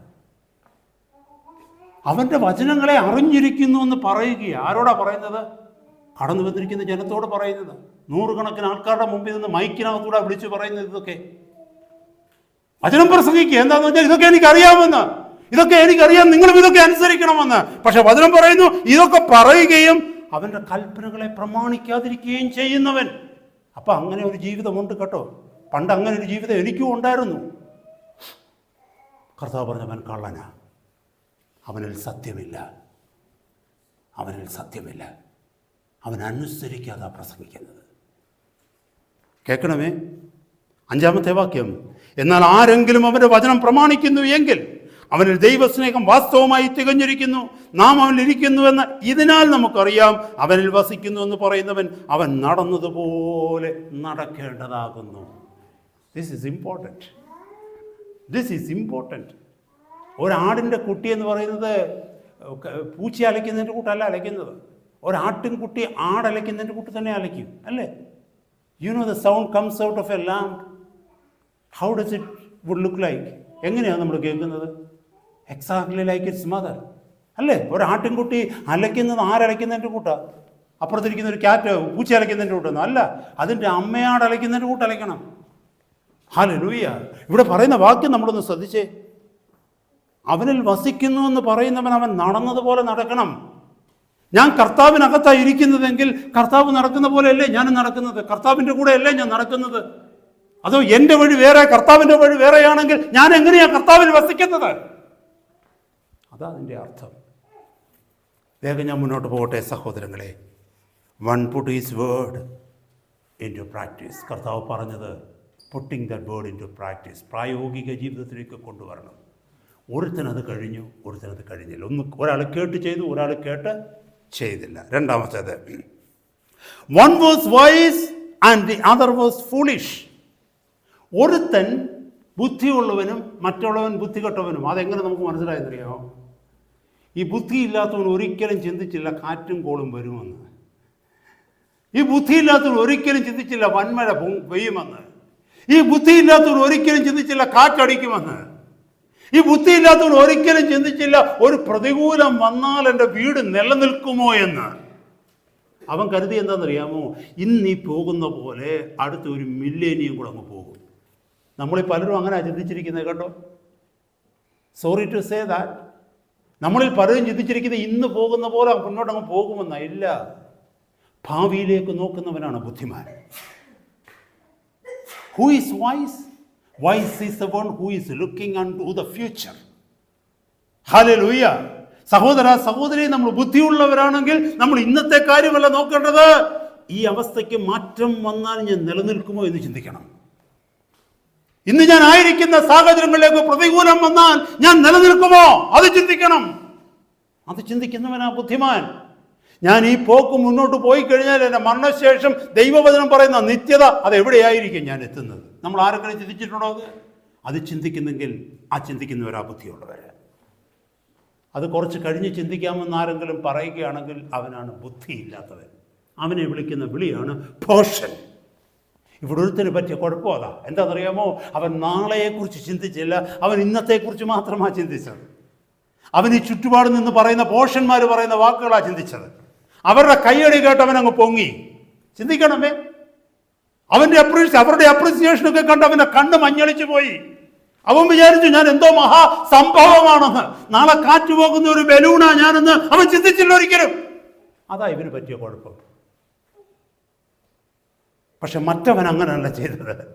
മറ്റവൻ ചിന്തിച്ചെന്തോന്നറിയാമോ, ഞാൻ 2 മുറിയുടേതേ പണിതുള്ളേലും എന്ന് നിലനിൽക്കുന്നതായിരിക്കണം ഞാൻ പണിയുന്നത്. എനിക്ക് ഈ അമ്പരചുംബി ഒന്നും പണിയേണ്ട കാര്യമൊന്നുമില്ല. എനിക്ക് 2 മുറി മതി. പക്ഷെ അതെന്നും നിലനിൽക്കുന്നതായിരിക്കണം. എൻ്റെ അടുത്ത് വരുന്ന ഒരെണ്ണത്തിനെ പോലും പിശാച് കൊണ്ടുപോകരുത്. അതായിരിക്കണം ഒരു ദൈവദാസൻ്റെ നിശ്ചയദാർഢ്യം. എൻ്റെ അടുക്കലേക്ക് കർത്താവ് കൊണ്ടുവന്ന ഒരുവനെ പോലും പിശാച് കൊണ്ടുപോകരുത്. ഹല്ലേലൂയ. സഹോദര സഹോദരി, ഇവിടെ എഴുതിയിരിക്കുന്ന വാക്യം ഇതാ, one was wise and the other was foolish. ഇന്ന് കാണുന്നതിൻ്റെ പിന്നാലെ നിന്റെ കാഴ്ച പോകരുത്. നീ കാണാത്ത നാളെക്കുറിച്ചൊരു ബോധ്യം നിന്റെ ജീവിതത്തിൽ എപ്പോഴും ഉണ്ടാകണം. നാളെക്കുറിച്ചൊരു ബോധം നമ്മുടെ ജീവിതത്തിൽ എപ്പോഴും ഉണ്ടാകണം. ഹല്ലേലൂയ. ഈ അവസ്ഥകൾ മാറിയാൽ ഞാൻ എവിടെ നിൽക്കും? ദൈവത്തിൻ്റെ വചനം പറഞ്ഞു, അടിസ്ഥാനം മറിഞ്ഞു പോയാൽ നീതിമാൻ എന്ത് ചെയ്യും? അടിസ്ഥാനം മറിയുന്ന ഒരു അനുഭവം ഉണ്ടായേക്കാം. അന്ന് ഞാൻ നിലനിൽക്കുമോ? സ്തോത്രം. ഞാൻ വേഗം മുന്നോട്ട് പോകട്ടെ. മൂന്നാമത്തേത്, ഇതിപ്പോൾ രണ്ടാമത്തെ ഡിഫറൻസ് ആണ്. ഒരുത്തൻ ബുദ്ധിയുള്ളവനായിരുന്നു, ഒരുത്തൻ ബുദ്ധിയില്ലാത്തവനായിരുന്നു. 3, one built on rock, the other built on sand. It was purpose. Easy way തിരഞ്ഞെടുത്തു കേട്ടോ. He also could have gone to the rocky area. അവനും വേണമെങ്കിൽ റോക്കുകളടുത്ത് പോയി പണിയാമായിരുന്നു. അവനോട് ആരും പണിയരുതെന്ന് പറഞ്ഞു? ഇല്ല. അവനെ ആരെങ്കിലും ഫോഴ്സ് ചെയ്തോ നീ ഇവിടെ തന്നെ പണിയണമെന്നില്ല. It was his choice. But he chose the easy way. Easy way. നമുക്ക് എല്ലാവർക്കും വേണ്ടത് ഈസി വേ ആ വേണ്ടത്. ഹാർഡായിട്ടുള്ള വേ ഒന്നും നമുക്ക് വേണ്ട. നമുക്ക് മുന്നേ നിൽക്കാൻ പറ്റത്തില്ല, നമുക്ക് പുറകെ നിൽക്കുന്ന, നമുക്ക് ചെലവാക്കുന്ന കാര്യം പറ്റത്തില്ല, നമുക്ക് നഷ്ടം വരുന്ന കാര്യം പറ്റത്തില്ല, നമുക്ക് ബുദ്ധിമുട്ടുന്ന കാര്യം പറ്റത്തില്ല, നമുക്ക് വേർക്കുന്ന കാര്യം പറ്റത്തില്ല, നമുക്ക് ഉറക്കിളക്കുന്ന കാര്യം പറ്റത്തില്ല. നമ്മളെല്ലാത്തിൻ്റെയും പുറകെ നിൽക്കാം. സഹോദര സഹോദരി, ഹല്ലേലൂയ. ഇവിടെ എഴുതിയിരിക്കുന്നു, one built on the rock, other built on the sand. Never ever try to live your Christian life in an easy way. Christian life is not easy. ക്രിസ്തീയ ജീവിതം ലാഘവത്തോട് എടുക്കരുത് ദൈവമക്കളെ. ക്രിസ്തീയ ജീവിതം ലാഘവത്തോടു കൂടിയുള്ള ജീവിതമല്ല, അത് ക്രൂശിൻ്റെ ജീവിതമാണ്. അതിൻ്റെ ക്രൂശിൻ്റെ പാതയാ. അതിനൊരു വില നീ കൊടുക്കണം. അനേകർ അതിന് വില കൊടുത്തിട്ടുണ്ട്. ഇന്നും വിശ്വസ്തയോടെ ജീവിക്കുന്നവർ, ഫിലിപ്പിയ ലേഖനത്തിൽ പറയുന്നു, ക്രിസ്തുവിൽ വിശ്വസിക്കുന്നവർക്ക് കഷ്ടമുണ്ട്. കഷ്ടമില്ലാത്ത ജീവിതമല്ല ക്രിസ്തീയ ജീവിതം. പ്രതികൂലമില്ലാത്ത ജീവിതമല്ല ക്രിസ്തീയ ജീവിതം. മറ്റുള്ളവരെ പരിഹസിക്കാത്ത ജീവിതമല്ല ക്രിസ്തീയ ജീവിതം. ഇതെല്ലാം ക്രിസ്തീയ ജീവിതത്തിലുണ്ട്.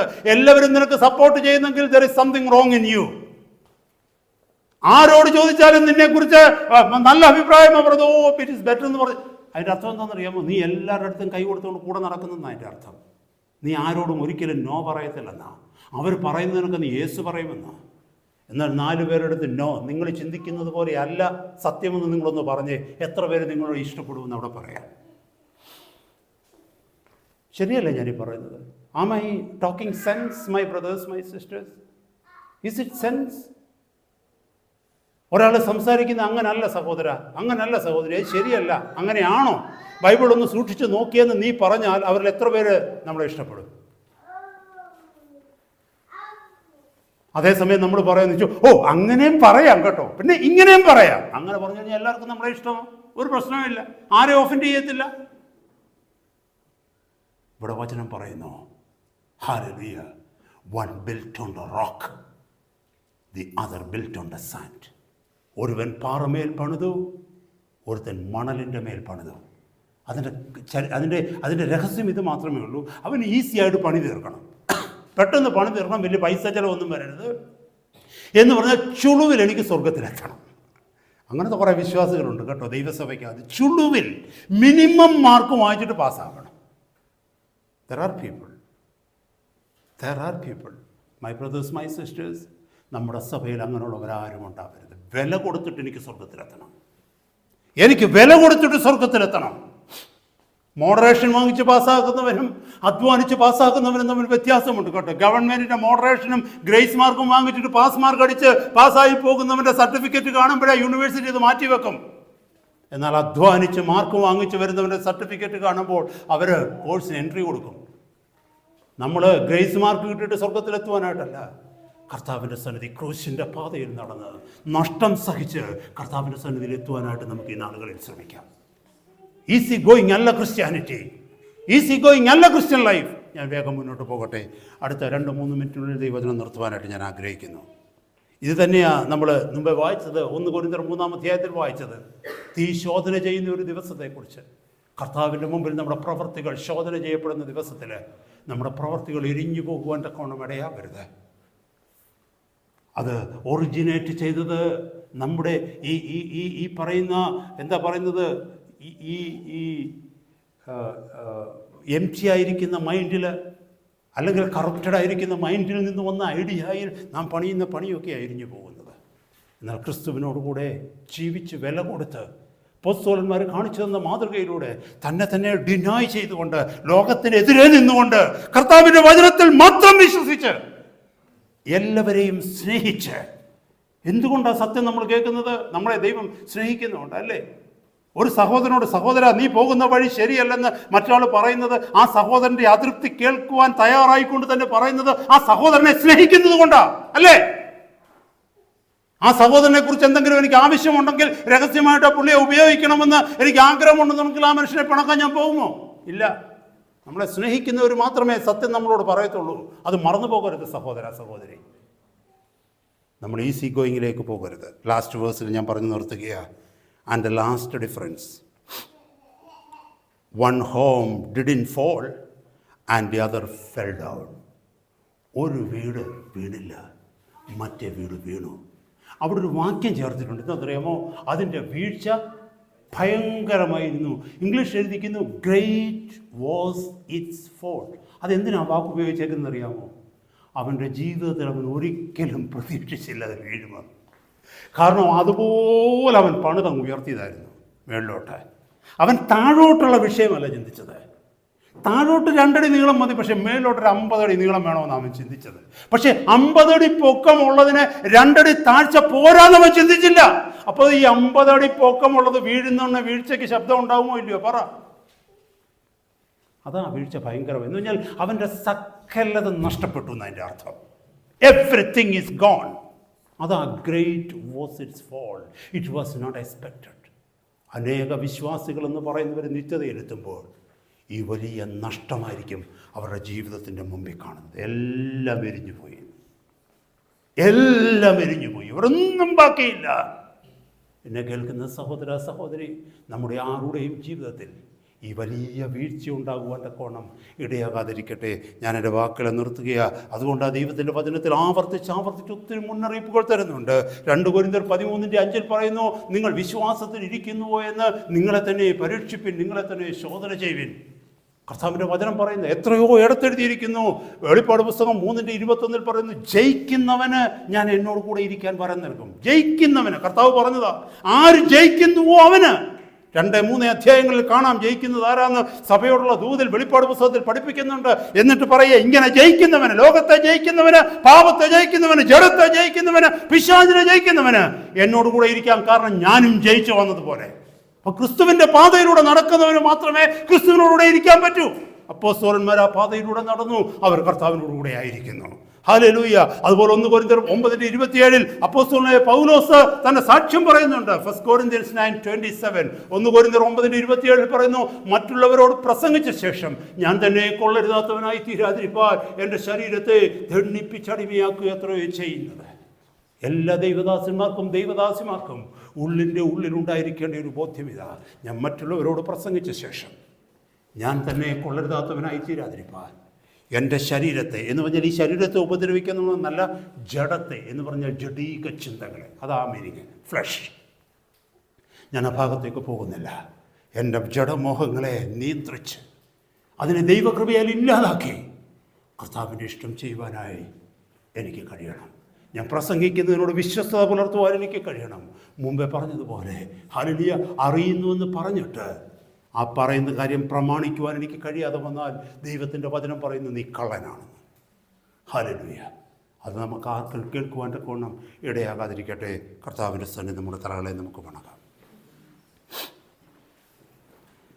പരിശുദ്ധ പിതാവേ,